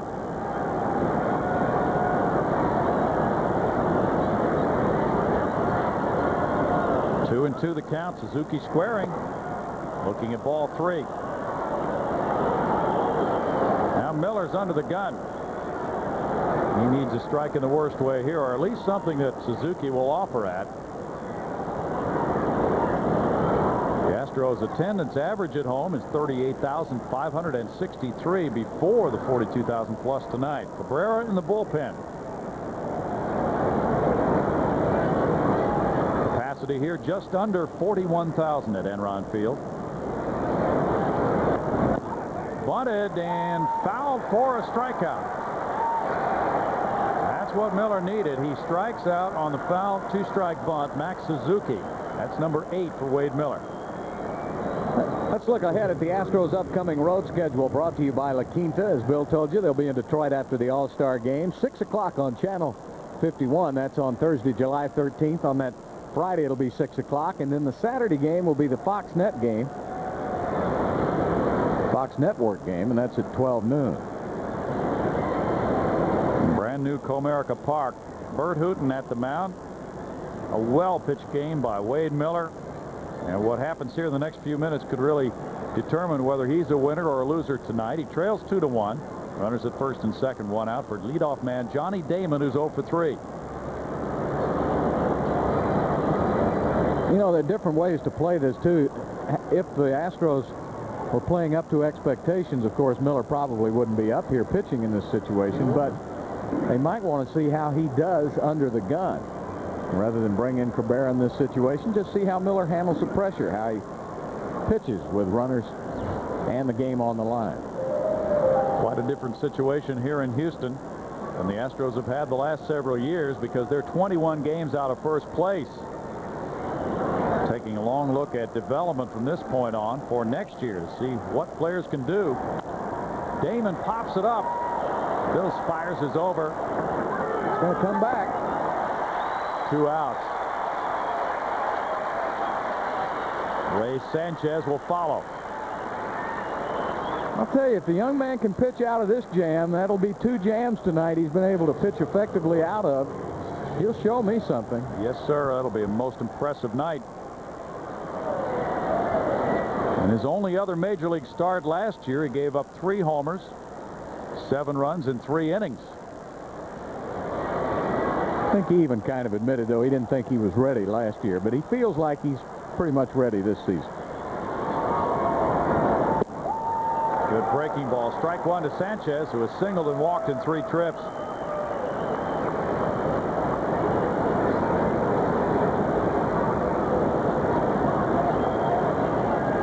Kevin Apier, the former Kansas City Royal, leads Arizona 1-0 in the 4th at Oakland. Fly ball left center, hanging, and can anybody get there? Julio Lugo can't. It dropped for a hit. 1 runner home. Now Lou throws to second. Now it goes through to the plate. 2-run score. And there's a big bloop single for Ray Sanchez. Moises Alou threw from his knees, a looping throw toward home plate. That allowed Sanchez to move into second base, and it's 4-1. Lugo was well out into left center field trying the over-the-shoulder catch. Well, what a tough break. Look at this. Right off the end of the bat. Alou's playing too deep. Lugo can't get out there to it. Then by the time Alou gets it, he's on his knee. And, you know, I'm a little surprised that Ordaz waited so long to score. There were 2 outs in the inning. 2 outs. He has to run on anything hit. You're right. So 2 runners come home. It's a 3-run lead. Now bounced by Sweeney to short. Lugo, tough play, and he makes it nicely. In the 7th inning, just a few inches account for that 2-run single. Sanchez dropping it in over Lugo, and Kansas City leads at 4-1. If you think our beautiful waterfront is cool, wait till you hit the ride! And catch all the sports action, like our new flip-top ballpark, plus the NFL team and stadium that's on its way. To the downtown? Or the midtown. And discover a whole new world of really cool stuff that's happening around Houston. Plus some specially priced packages to get you going. Call 1-800-4HOUSTON for details. And remember, in Houston, we wear our sunglasses all year. Good morning, Jimmy. Morning. Good morning. Hi, Jimmy. We love this neighborhood. It's the best place we've ever lived. We'd love our new home. After looking at all our options, we chose a manufactured home. It's very affordable. Now, these homes are built to high-quality standards set by the federal government. My standards, too. And about half the cost per square foot of a site-built home. Savings I can enjoy. Just perfect. Manufactured homes for living, for life. Call 1-888-3-HOME-10. The 7th inning stretch is brought to you by today's manufactured home, a perfect choice for living for life. For more information, call 1-888-3-HOME-10.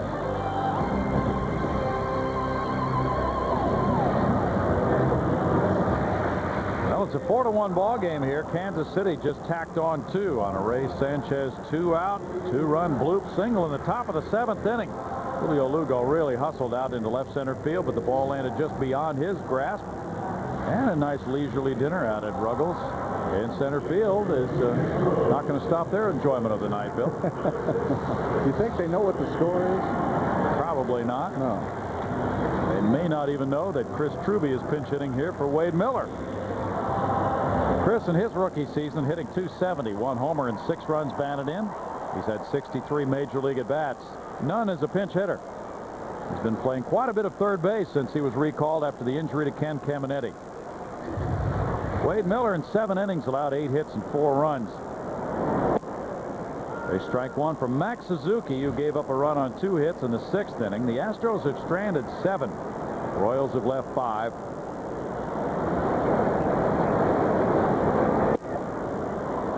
Quickly, it's 0-2 for Suzuki with Bill Spires on deck. Mac got a key out on Julio Lugo to end the 6th inning. So now the number 9 spot opens the 7th for him.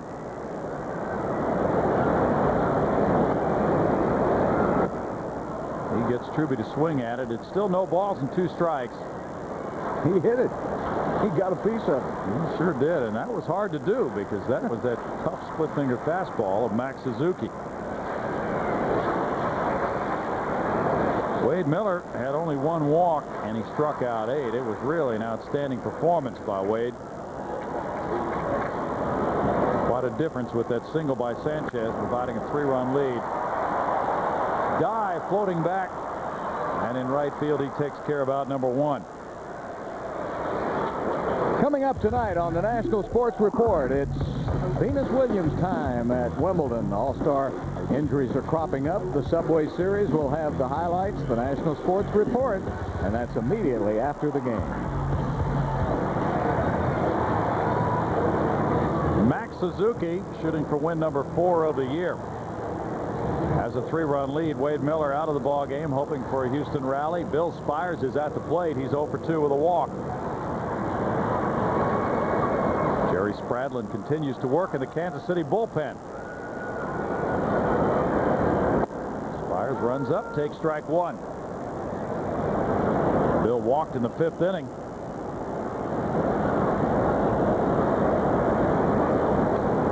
The Astros, even though they're 5th in the National League in runs scored with 455, have had their problems in the late innings when trailing.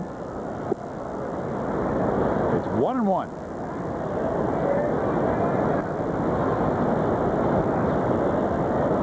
The finale of this series finds Jose Lima facing Jay Watazik. Game time 2:05 here at Enron Field.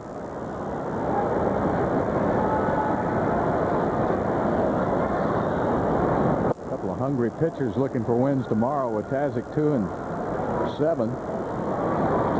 Lima, what, 1-13? Yes, 13 straight losses for Jose.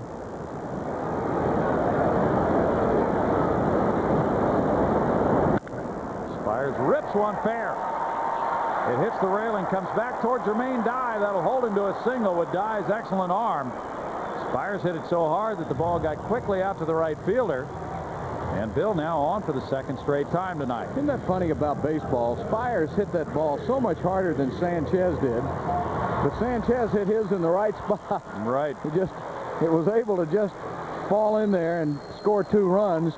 Spires just rips one down the first base line and only gets a single out of it.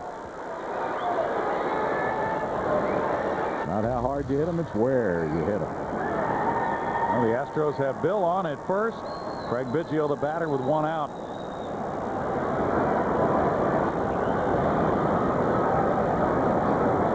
Jeff Bagwell's on deck. The Astros down by 3. Strike 1 to Biggio. Biggio turned on a pitch and rifled it for a 2-run homer in the 3rd inning last night. The Astros would love to see a furious come from behind rally here. This is their 16th home sellout at Enron Field. Biggio fouls it back. No balls and 2 strikes. Those first 2 pitches by Suzuki were the types of pitches that Biggio really used to turn on last year and the year before and the year before that. He had a lot of home runs that he used to pull right down that left field foul line. And he just doesn't get around on them quite as quickly this year. Now there'll be a slider or something away.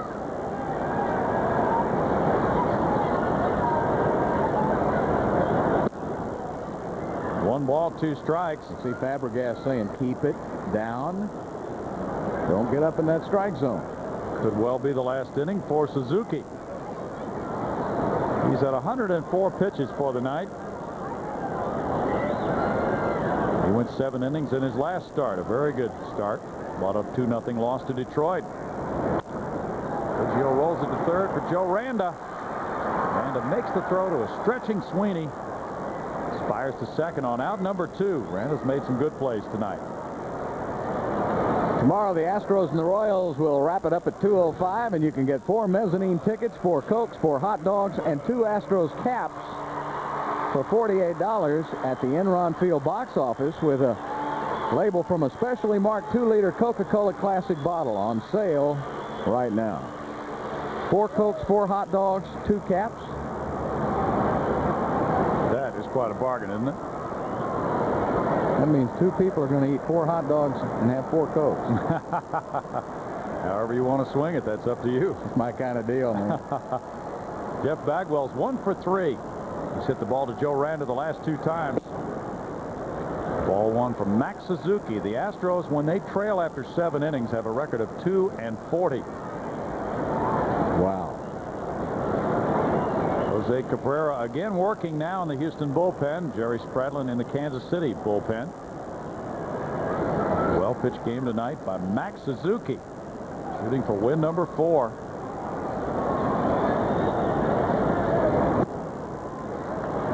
Two balls and no strikes. The Astros allowed a 2-run homer to Mark Quinn in the 2nd inning. That's the 71st home run Larry Dierker's pitching staff has allowed at home this year. And that ties the club record already for an entire season at home. Yep. Tony Muser now really keeping an eye on Suzuki. He's up to 107 pitches, and he's up in that strike zone a lot, and that's playing with fire with Bagwell. Better get it down. Center field. It's hit well. Johnny Damon backing with room for out number 3. No runs ahead. A runner stranded for Houston. That's the 8th man left on base. After 7, it's 4-1 Kansas City.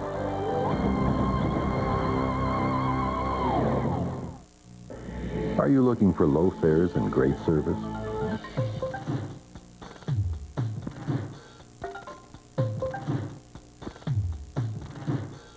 Only Southwest Airlines gives you the freedom to have both. We offer daily service to 52 cities, coast to coast. And great customer service. Call 1-800-I-FLY-SWA. You are now free to move about the country.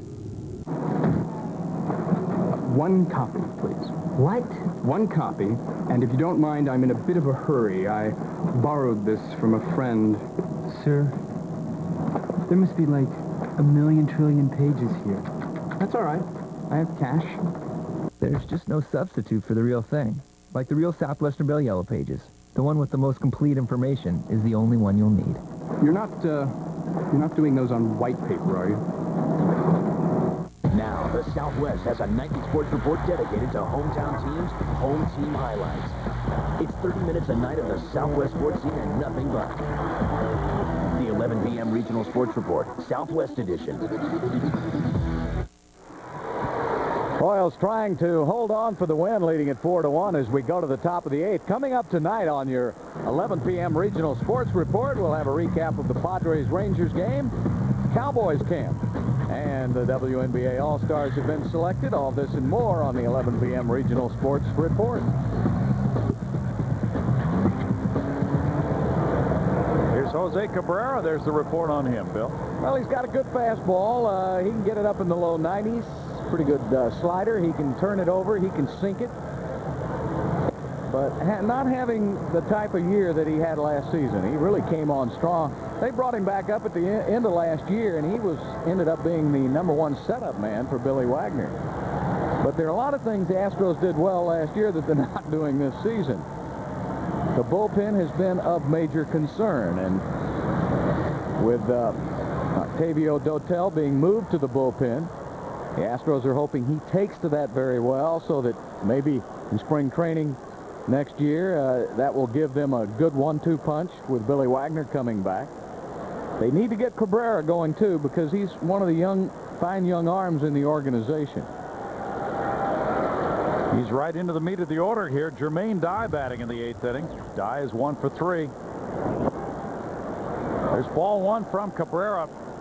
Cabrera, last time out on Wednesday against Arizona, gave up 2 earned runs and did not retire a batter.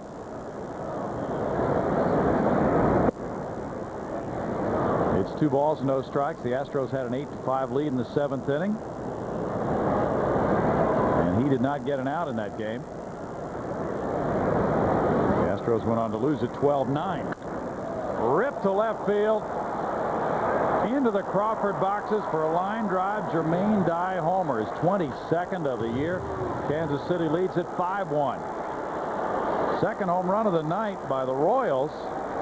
Dye now gets his 65th run batted in, and the Astros have set a club record for home runs allowed in a season at home. That's the 72nd long ball they've given up. It seems like every time Cabrera comes in, he gives up the long ball. Boy, the kid is really struggling. Everything's up and over the middle of the plate.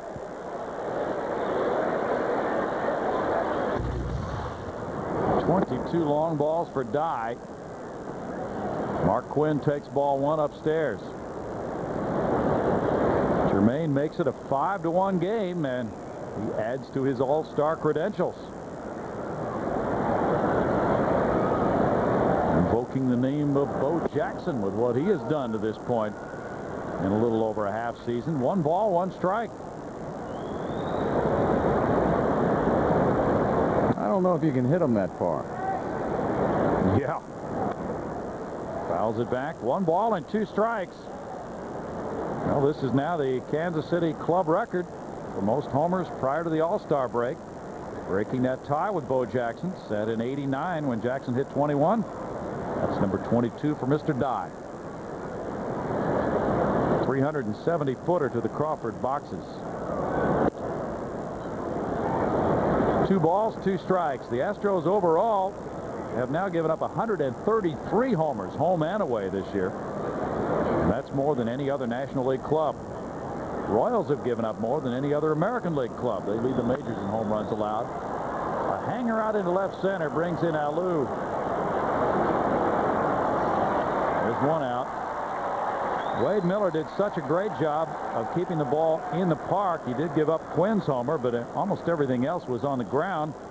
And here in the 8th inning, Dye really unloaded on Cabrera. That's the 6th homer allowed by Jose in 37 innings. Yeah, that's not what you want for a guy coming in trying to hold a team down so you can catch up. Joe Randa's 0 for 3. There's ball 1 to Randa. 4-run lead for Kansas City. The Royals bullpen has been very spotty this year. They'll take every additional run they can get at this point. Yeah, that's why if you're Houston, you know, it's so important to hold them as close as you can, because their bullpen has been as ineffective as Houston's has been. But I don't know. It's just a couple of guys that they're searching for right now that's got Larry Dierker singing the blues. Jeff Bagwell gives chase up the right field line. Lance Berkman coming in. Bagwell with good range takes out number 2. Here's your chance to tour the brand new home of the Astros in Ron Field. Guests will get a behind-the-scenes look at the new ballpark. You'll visit historic Union Station, the broadcasting booth, the press boxes, luxury suites, club level, and many other areas. So for information on individual and group tours of Enron, call 713-259-TOUR.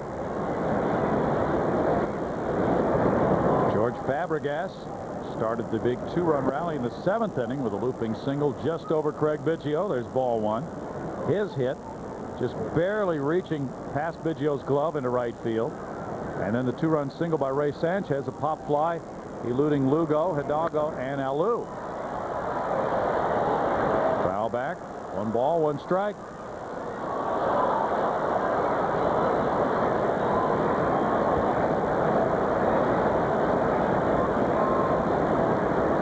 On the other catcher on the bench, with Brian Johnson being moved out of the picture. And the Royals have had several changes behind the plate since moving Mike Sweeney to first base as they look for the right combination there. Fabregas calling a good game tonight. Bagwell to his right, diving, but it's past him and into right field. That's a great effort by Jeff. He is really ranging far to his right, especially knowing that his infield partner on the right side, Craig Biggio's banged up and can't cover the ground that he could when healthy.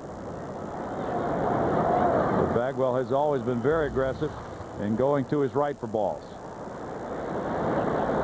That ball had some good overspin on it, and that second bounce just took it right out of his reach. Sure did. 2 hits in the inning. Fabregas a base runner for the 2nd straight inning. Luis Ordaz singled and scored. He's 1 for 3. Ball 1 from Cabrera. Astros searching for that late inning relief, and that was a 93-mile-per-hour fastball. Jose has good velocity, but he really got burned on that 2-0 to Jermaine Dye. 2 balls, no strikes here. Molesky goes to the mound. The Astros bullpen ERA for the year is 4.94. It's not only a matter of trying to save games when the Astros have a lead, Joe Slutsarski warming up now, but also a matter of trying to keep games close when trailing, keeping them within range for a late inning offensive comeback.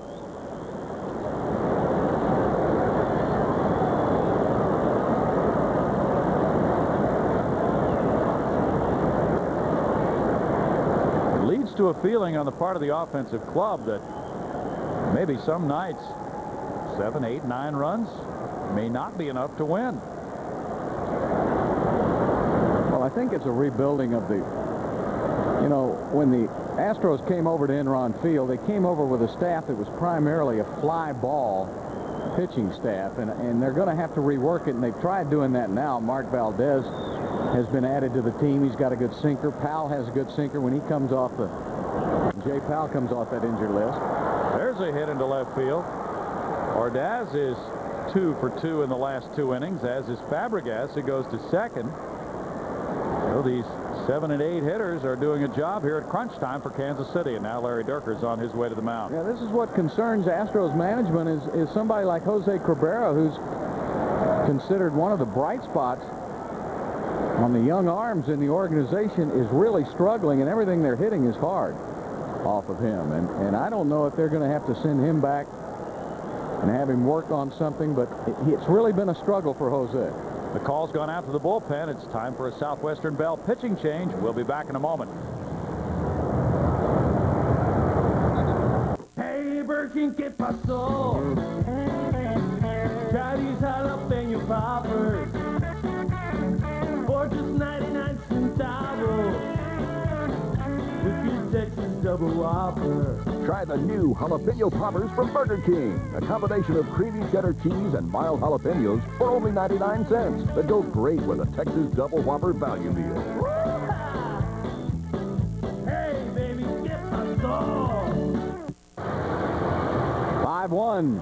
Kansas City up on Houston. Baseball Today delivers the inside pitch on all the day's baseball news from our powerful lineup of big league experts. Baseball Today, weekdays at 5 on Fox Sports Net.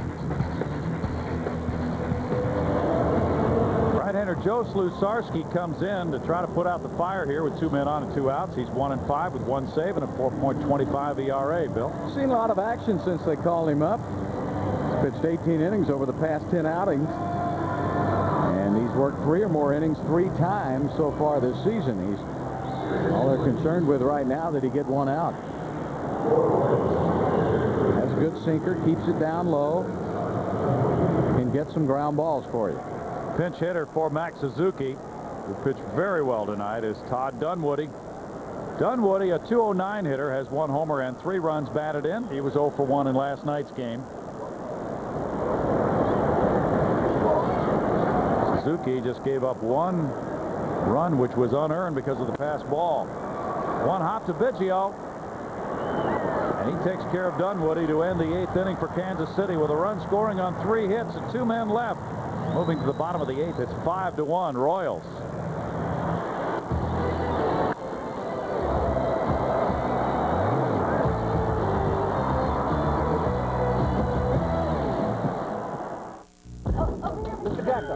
This is my final plea. I am a gecko, not to be confused with Geico, which could save you hundreds on car insurance. So stop calling me. Geico. A 15-minute call could save you 15% or more on car insurance. I didn't want mail. You don't have to sacrifice service to save money. Geico. A 15-minute call could save you 15% or more on car insurance. Breakfast! Morning, Grandma. Morning, Mom. Morning, dear. Hi, Grandma. Hey, kiddo. So, Mom, what the heck's for breakfast? I'll have your sourdough breakfast sandwich with the fresh egg and ham and cheese. Oh, put me down for one of them breakfast biscuit whatchamacallits. The big one with sausage, egg, and cheese. Oh, Mom, the nearest Jack in the Box is 100 miles away. Did I ever tell you how difficult your birth was? Got your keys? Interleague War. Complete MLB coverage. The National Sports Report after the game. Here's tonight's 8th inning game summary brought to you by Gatorade, and the Royals got a 2-run homer from Mark Quinn to start off the scoring. Molesky got one back for the Astros with an RBI single in the 6th. Then Ray Sanchez with the big 2-run bloop single. That gave him a little breathing room, and Jermaine Dye with a solo homer. This was the killer right here. It looked like Wade Miller was going to get out of a jam, but that ball had eyes by Sanchez, and the bloop single scored 2 runs. Very big hit in this ball game. Now a 4-run cushion for the new reliever. Jerry Spradlin comes in. He has had 6 saves. He's 3-2 with a 3.35 ERA. A lot of work. 51 innings already for him this year, Bill. But he hasn't had a save opportunity since June the 9th. He's always had tremendous stuff, however, and he now seems to be putting it together at the age of 33. He's pitched for the Reds twice, the Phillies, the Indians, and the Giants, and believe it or not, he's pitched 17 games against the Astros in his career with a 2.63 ERA. So they should be familiar with him as you take a look at his career totals. Spradlin can be tough on right-handers, the way he wheels and deals with those arms and legs coming akimbo at the hitter. Yeah. Lance Berkman looks at him from the other side. He doubled to right center, took third on a pass ball, and scored in the 6th inning. Lance is 1 for 3. Strike one on the sinking fastball of Jerry Spradlin. Yeah, he throws a real hard ball. I mean, that thing just tumbles in there, and it's at 94.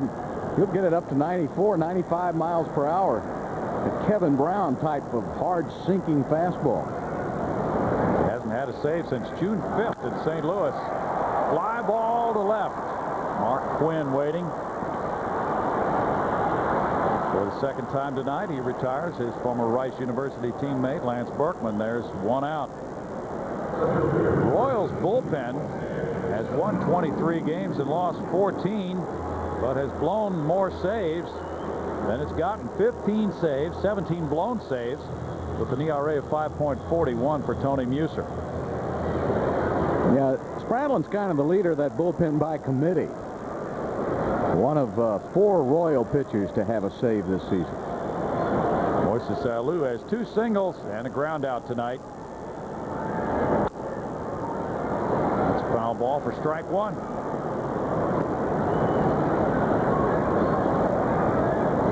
Spradlin now 33. Was in 63 ball games last year for Cleveland and San Francisco, totaling 61 innings. The Royals got him in a trade for Ken Ray.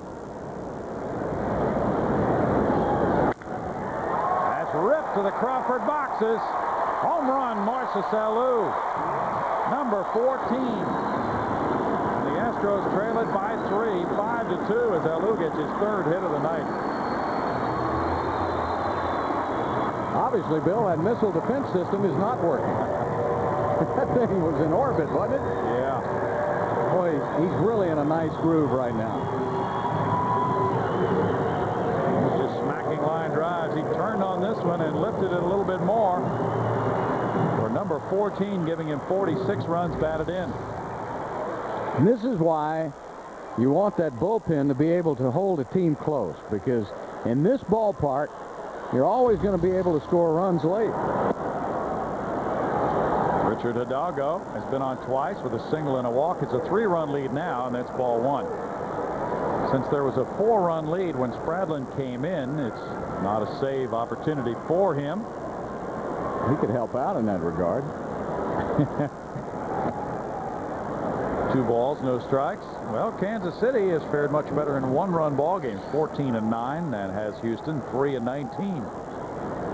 Tony Muser would not like to create that kind of a situation for his ball club tonight after working hard to get this lead.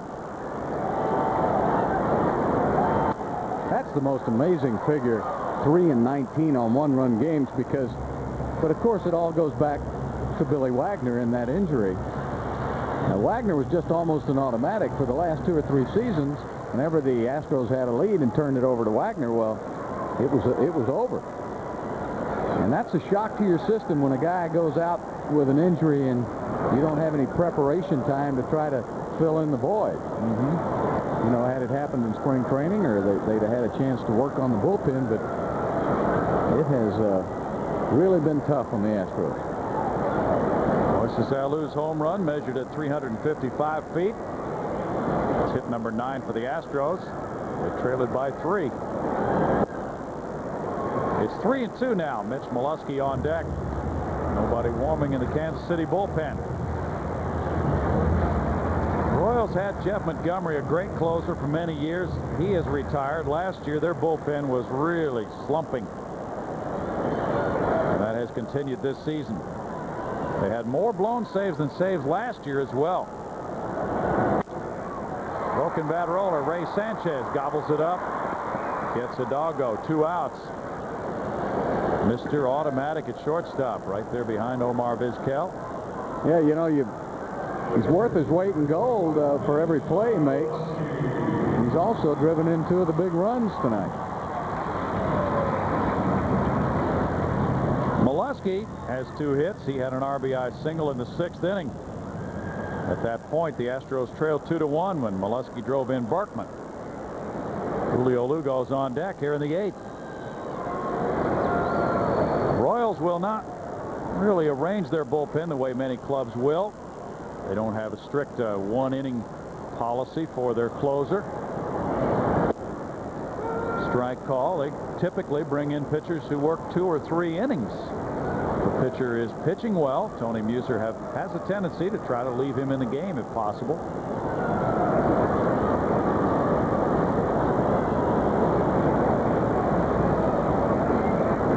I think most managers would like to do that, because you never know.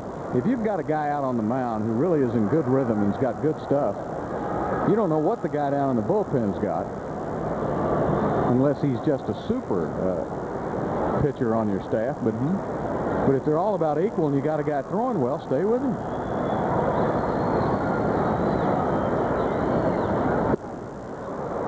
Slider makes it 1-2. Well, Spradlin gave up a game-winning homer to Tony Batista of Toronto on opening day. That's the way the season started for the Kansas City bullpen. But they have had 28 relief stints of at least 3 innings in a game. Their starter has gotten shelled quite often this year. You won't get any sympathy from Houston fans. No. 2 balls and 2 strikes. Strom was talking about the differences pitching in the National League compared to the American. And his feeling is that it's much easier for a pitcher to have an easy inning against the bottom of the order, including the pitcher in a National League game. There's a drive to right field by Molesky. Jermaine Dye into the corner, and he snags it on the run. Near the line, Dye with a running catch to win the Houston 8th. The Alou homer draws the Astros within 3, but Jermaine Dye gets there right after Alou puts one out of reach. It's 5-2 Royals after 8.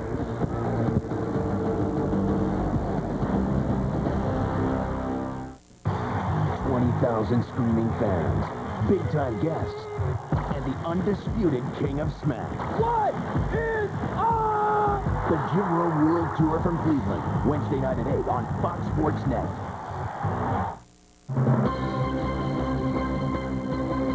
I'm Randy McElvoy. He's Rick Renner. Coming up tonight on the Regional Sports Report. Can you believe it? The Disastros go for 2 in a row tonight. And how about those red-hot Rangers at the ballpark looking for win number 5 in a row against the Pods? Plus, Camp Campo opens up in a week. We'll hear from the man in the middle who spells fullback. And the WNBA All-Stars are announced. Good news for the Comets. And join us on a show that's out of this world, the Regional Sports Report, tonight at 11.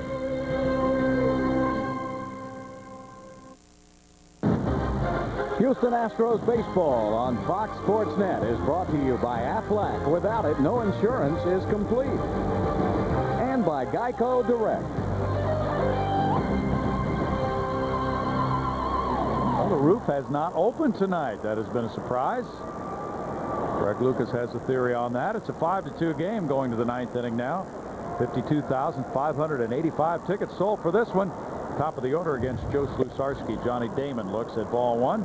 Well, my theory is, and this is just my theory, is that because the temperature has been extremely hot outside the last 2 days, and it got a little warm last night late in the game, they may have just decided to leave it closed. Also, there's a day game tomorrow, and obviously it's going to have to be cool in time for that, so that may be something too. Makes a lot of sense, Greg. Spires and Bagwell pinching in tight on Damon. Damon with the downward swing. Doesn't make contact. It's 2-1 to Johnny. Filling in center field instead of his normal position in left for the injured Carlos Beltran. Should be back pretty soon. Up the middle, Slusarski can't glove it. It makes it through into center field for a hit. Now Damon 1 for 5 in this game, and he shot it right back through the box. Royals have a dozen hits.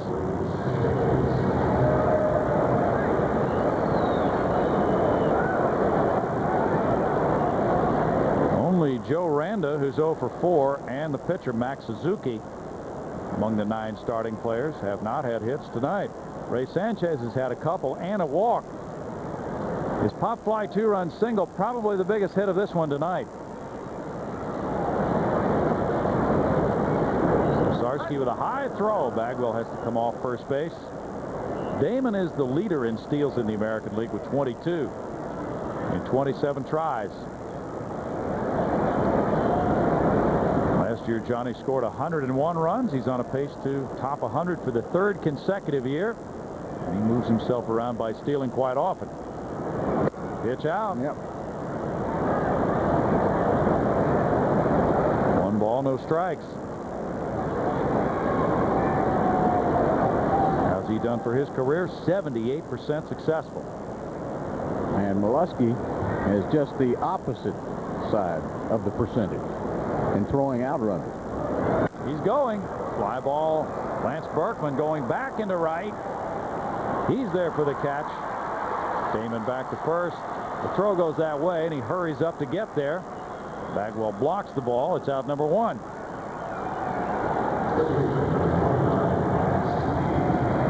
Mike Sweeney is next. For the Astros in the bottom of the 9th, Julio Lugo is due to lead it off. Then the pitcher's spot to follow.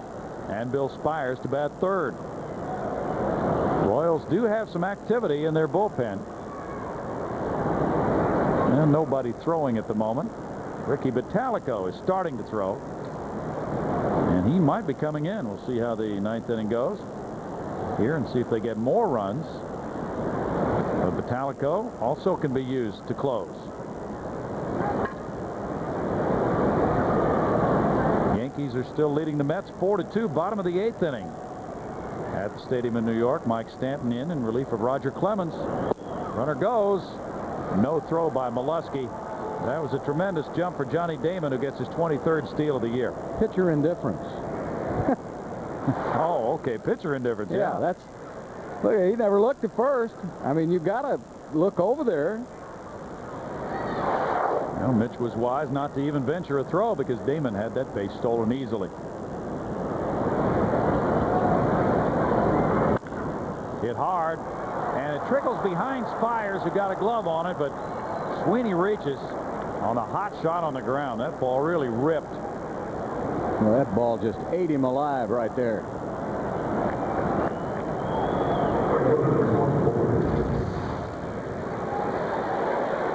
He did a good job. Of course, he didn't have to get in front of it. It was hit so hard, it got right to him. It's ruled a base hit, and rightfully so. It was hit so hard. Yeah. Even though it looked like Bill did come up on it a little bit, but he had very little reaction time. First and second, 1 out for Jermaine Dye. He singled and homered, scored twice. Strike 1 to Dye.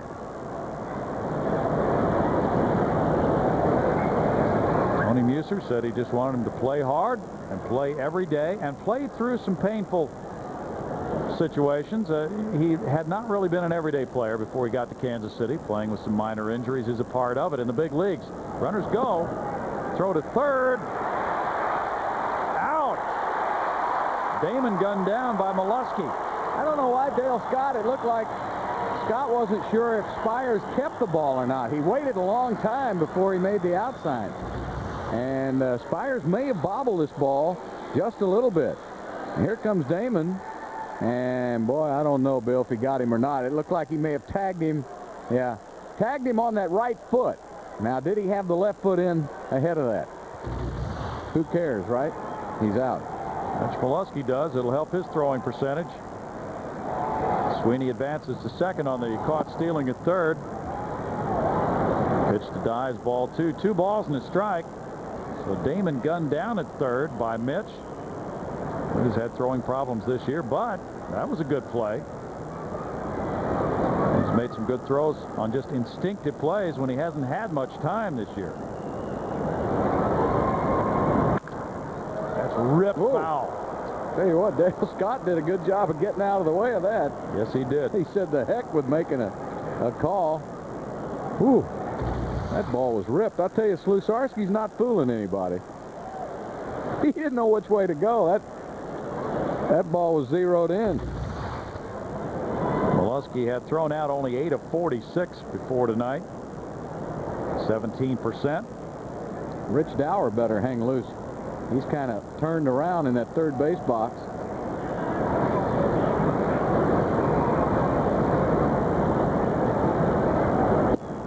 Slusarski misses, and it's 3 balls and 2 strikes.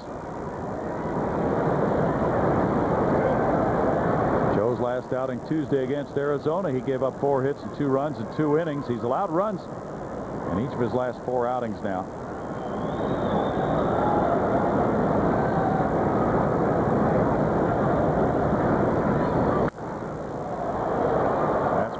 Still 3 balls and 2 strikes with 2 outs. Yeah, that changeup hanging it up there in the strike zone. He's lucky. David Segui homered for Texas earlier tonight in the 3rd inning, his 9th of the year. Rick Helling has a 6-1 lead at home over San Diego in the bottom of the 7th. It's Arizona 3, Oakland 1, bottom of the 6th inning. Brian Anderson on the hill for the D-backs against Kevin Apier, the former Kansas City Royal. Seattle 9, Dodgers nothing. Top of the 5th, Seeley. Up the middle, Lugo reaches it and throws a good play to get Dye. Yes, indeed. And in the 9th inning, no runs, 2 hits, 1 left for Kansas City. The Astros come up in the bottom of the 9th, trailing 5-2. Picnics happen when they happen, but always with some of the best fried chicken you've ever tasted. KFC's original recipe chicken. Pick up the 10-piece finger-licking feast now for just $14.99 and have yourself a picnic anytime, anywhere. Here's why people are switching to Time Warner Digital Cable. The difference between the digital and the satellite dish, digital cable has the clarity. I have 2 additional outlets at home. My wife can watch TV in the bedroom while I'm watching sports in the living room. What really surprised me about digital cable is that there was a noticeable difference in the quality of the picture and the sound. The problems with satellite dishes, when it rains, it snows. Time Warner's customer service is open 24 hours a day, 7 days a week. Try calling the satellite company and get them to come out and fix your problem. Time Warner Digital Cable. You can't get any better than that. This is Fox Sports Net. Julio Lugo made an outstanding play on Jermaine Dye to end the top of the 9th inning. Now Houston comes up, having been out-hit 13-9, having been outscored 5-2 through 8.5. Would this be the first time all year the Astros could rescue a win? Trailing after 8, well, they would love to do it with Lugo leading it off. He's 0 for 3. Darrell Ward is on deck, a pinch hit. Bill Spires due up third against Jerry Spradlin. Spradlin in his 2nd inning of work. Lugo was thrown out by the 3rd baseman Joe Randa in the 6th inning. Randa playing in front of third base right now, trying to take the bunt away from Lugo. He could still push it to the right side if he wanted. Spradlin gets ahead. There's strike 1. Nobody warming in the Kansas City bullpen. Ricky Batalico was up earlier. In Anaheim, 6-2 win over Colorado. Darren Erstad hit his 17th home run. There is where Randa is positioned. Mo Vaughn, number 23. They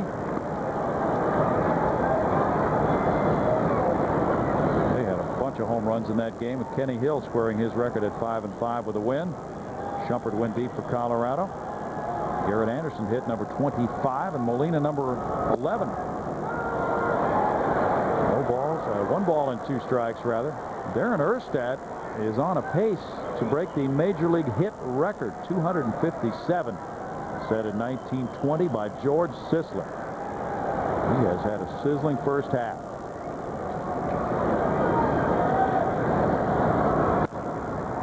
Foul away, still a ball and 2 strikes to Julio Lugo.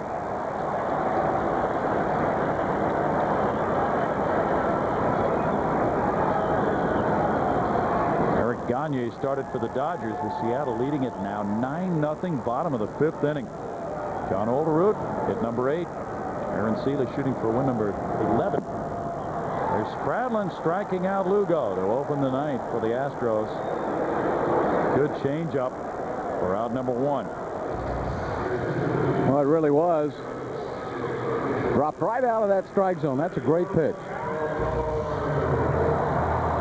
It's a pitch you might be able to lay off of if you didn't have 2 strikes, but with 2 strikes on you, you don't want to be called out on strikes, and if it looks like it's going to be good, you got that bat moving. Darrell Ward is a pinch hitter for Joe Slusarski. Ward looks at ball 1. Darrell, with a .215 average, has 12 homers, 28 runs batted in, 158 at bats this year. As a pinch hitter, he's 4 for 23, 1 homer, 2 runs driven in. Slusarski went an inning and a third. Gave up 2 hits and no runs. No walks and no strikeouts. 1 ball, 1 strike. The Astros have had just the 1 pinch homer this year by Ward.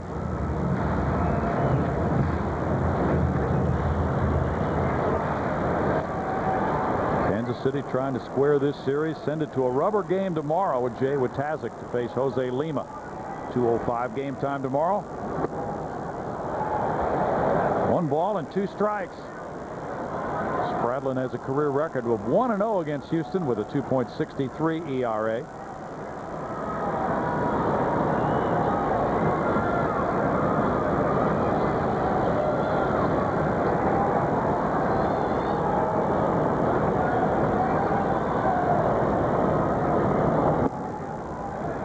Two balls and 2 strikes with Bill Spires on deck.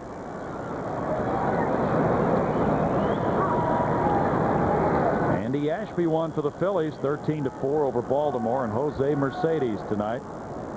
Ashby goes to 4-7. Will Clark hit the game's only homer, number 6 of the year for him. Florida edged Tampa Bay 6-5. Foul back. Might make Ashby a little more attractive as the trade deadline approaches. Well, he most assuredly would be going somewhere, won't he, before the end of the month? Yeah. Kurt Schilling wants out too, but the Phillies show very little inclination to deal him. That's a different deal. You're right. David Wells, a 15-game winner. Toronto beat Montreal 6-3. Tony Armas Jr. was the loser, and Billy Koch picked up another save.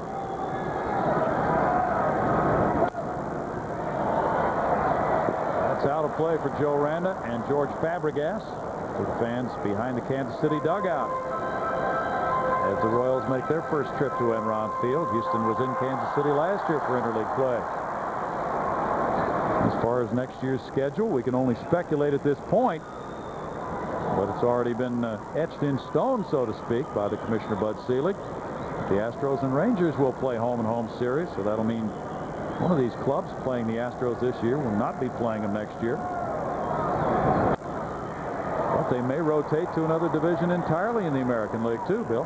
Yeah, it's just the whole purpose of interleague play is to get these natural rivalries together, and why the Astros and the Rangers haven't met before now is a puzzle to me. Sure got the juices flowing in New York today, didn't it? Oh, you bet. That city is alive with baseball right now. Ward swings and misses, and that's strikeout number 2 here in the 9th inning for Spradlin. You know, Bill, Ward looks to me like when he was playing a little bit more at the first of the season, he was locked in a little better, but I think his defense hurt him, and he's been on the bench, and it looks to me now with these infrequent trips to the plate and pinch hitting appearances that his swing is so out of whack. they might need to get him back down to get him some at-bats somewhere. Well, we'll see what the month of July brings, because Roger Cedeno hopes to be back in the lineup soon, too. I just think he's too valuable as a hitter, as a player in this organization, not to be getting some at-bats someplace. I know he'd rather stay up here, but the way the three outfielders are playing, it's pretty hard to move any of them out of that lineup. That's right. Alou's just knocking the cover off the ball, but his defense is questionable in left field at times. They've just had trouble finding the right combination. Strike one to Bill Spires.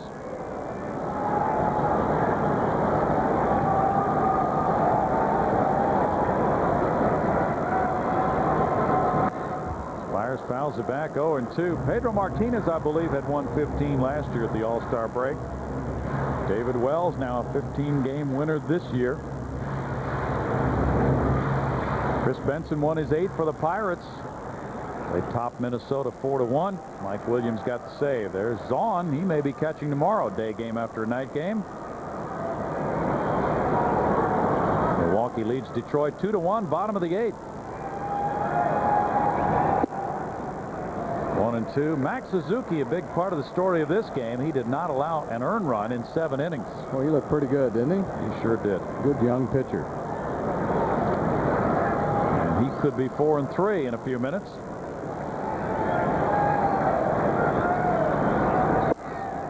Two balls and 2 strikes to Bill Spires.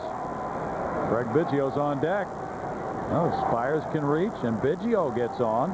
Jeff Bagwell comes up, representing the potential tying run here in the bottom of the 9th inning.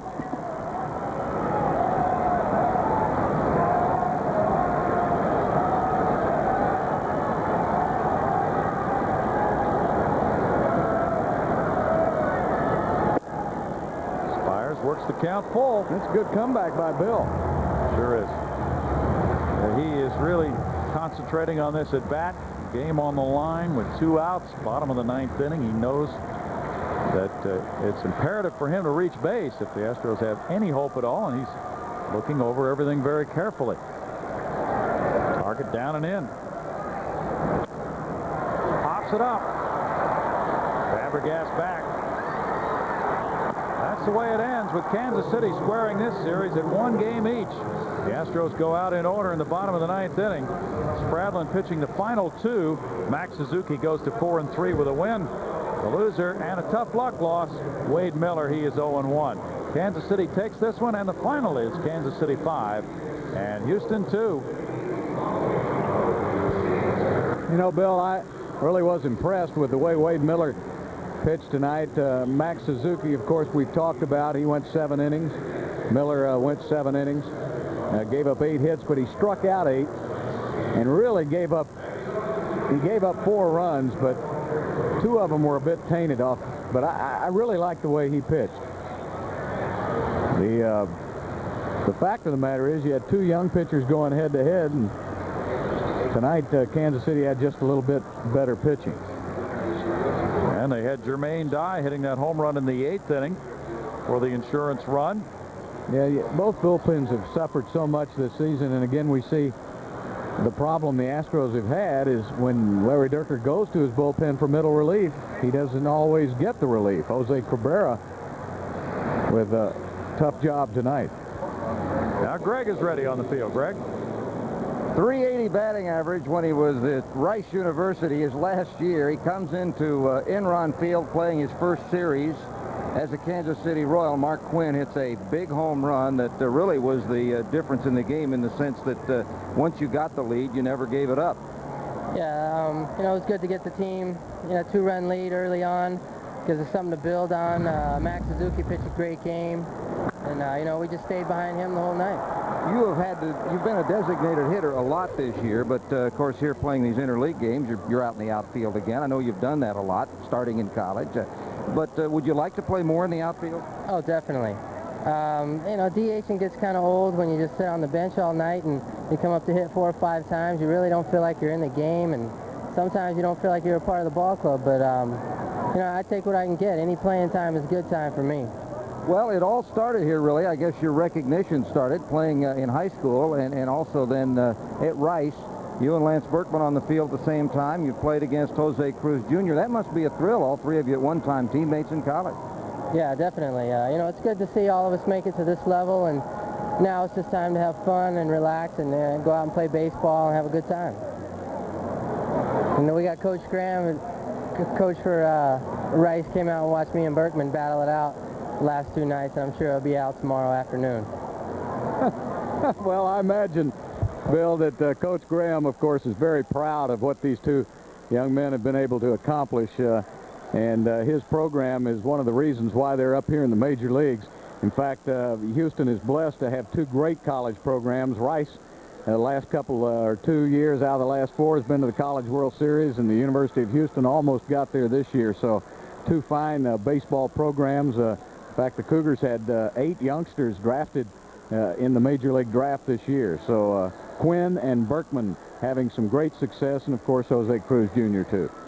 Oh, incidentally, the roof is now rolling back, so evidently Greg's speculation must have been accurate that it's just too hot outside to open this roof tonight. Day game tomorrow, and it's a 2:05 start. Jay Watazik and Jose Lima. Lima trying to snap that club record 13-game losing streak. Watazik is 2-7. And boy, Jose Lima would have a much better time over the All-Star break if he left on a winning note, Bill. Okay. Well, of course, Watazik at 2-7, he's desperate for a win, too. So Kansas City now goes to 39-45 with a win tonight. The Astros still stuck on 29 wins. They have lost 57, and here at home, they've won just a third of their ball games. They're 14-28 as a result of this 5-2 win. Max Suzuki goes to 4-3. All 4 of his wins have come on the road. Mark Quinn hits his 11th homer. And, of course, Jermaine Dye gets his 22nd of the year. That is a new Kansas City club record for home runs by the All-Star break. Wade Miller pitched well, but he's 0-1. Moises Alou hit home run number 14. And it's time to go. See you tomorrow, Bill. Yeah, Brownie, a big goal for the Astros. Try to win a series. It's been a long time since they've been able to do that. It's a minor goal, but one that I think, and try to win a series and try to get Lima a win. That's goal number 1 for tomorrow. And it'll be the rubber game of this set, the finale of this homestand. The Astros open up after the break on the road. For Bill Worrell and Greg Lucas, Bill Brown saying so long from Enron Field, where Wade Miller, unfortunately, is now 0-1 despite pitching well. Final score, Kansas City 5 and Houston 2. Be sure to join us again tomorrow, 2 p.m., when Houston hosts Kansas City once again. Rubber game of the series. Stay right here. The National Sports Report is coming up next. You've been watching Houston Astros baseball coverage on Fox Sports Net.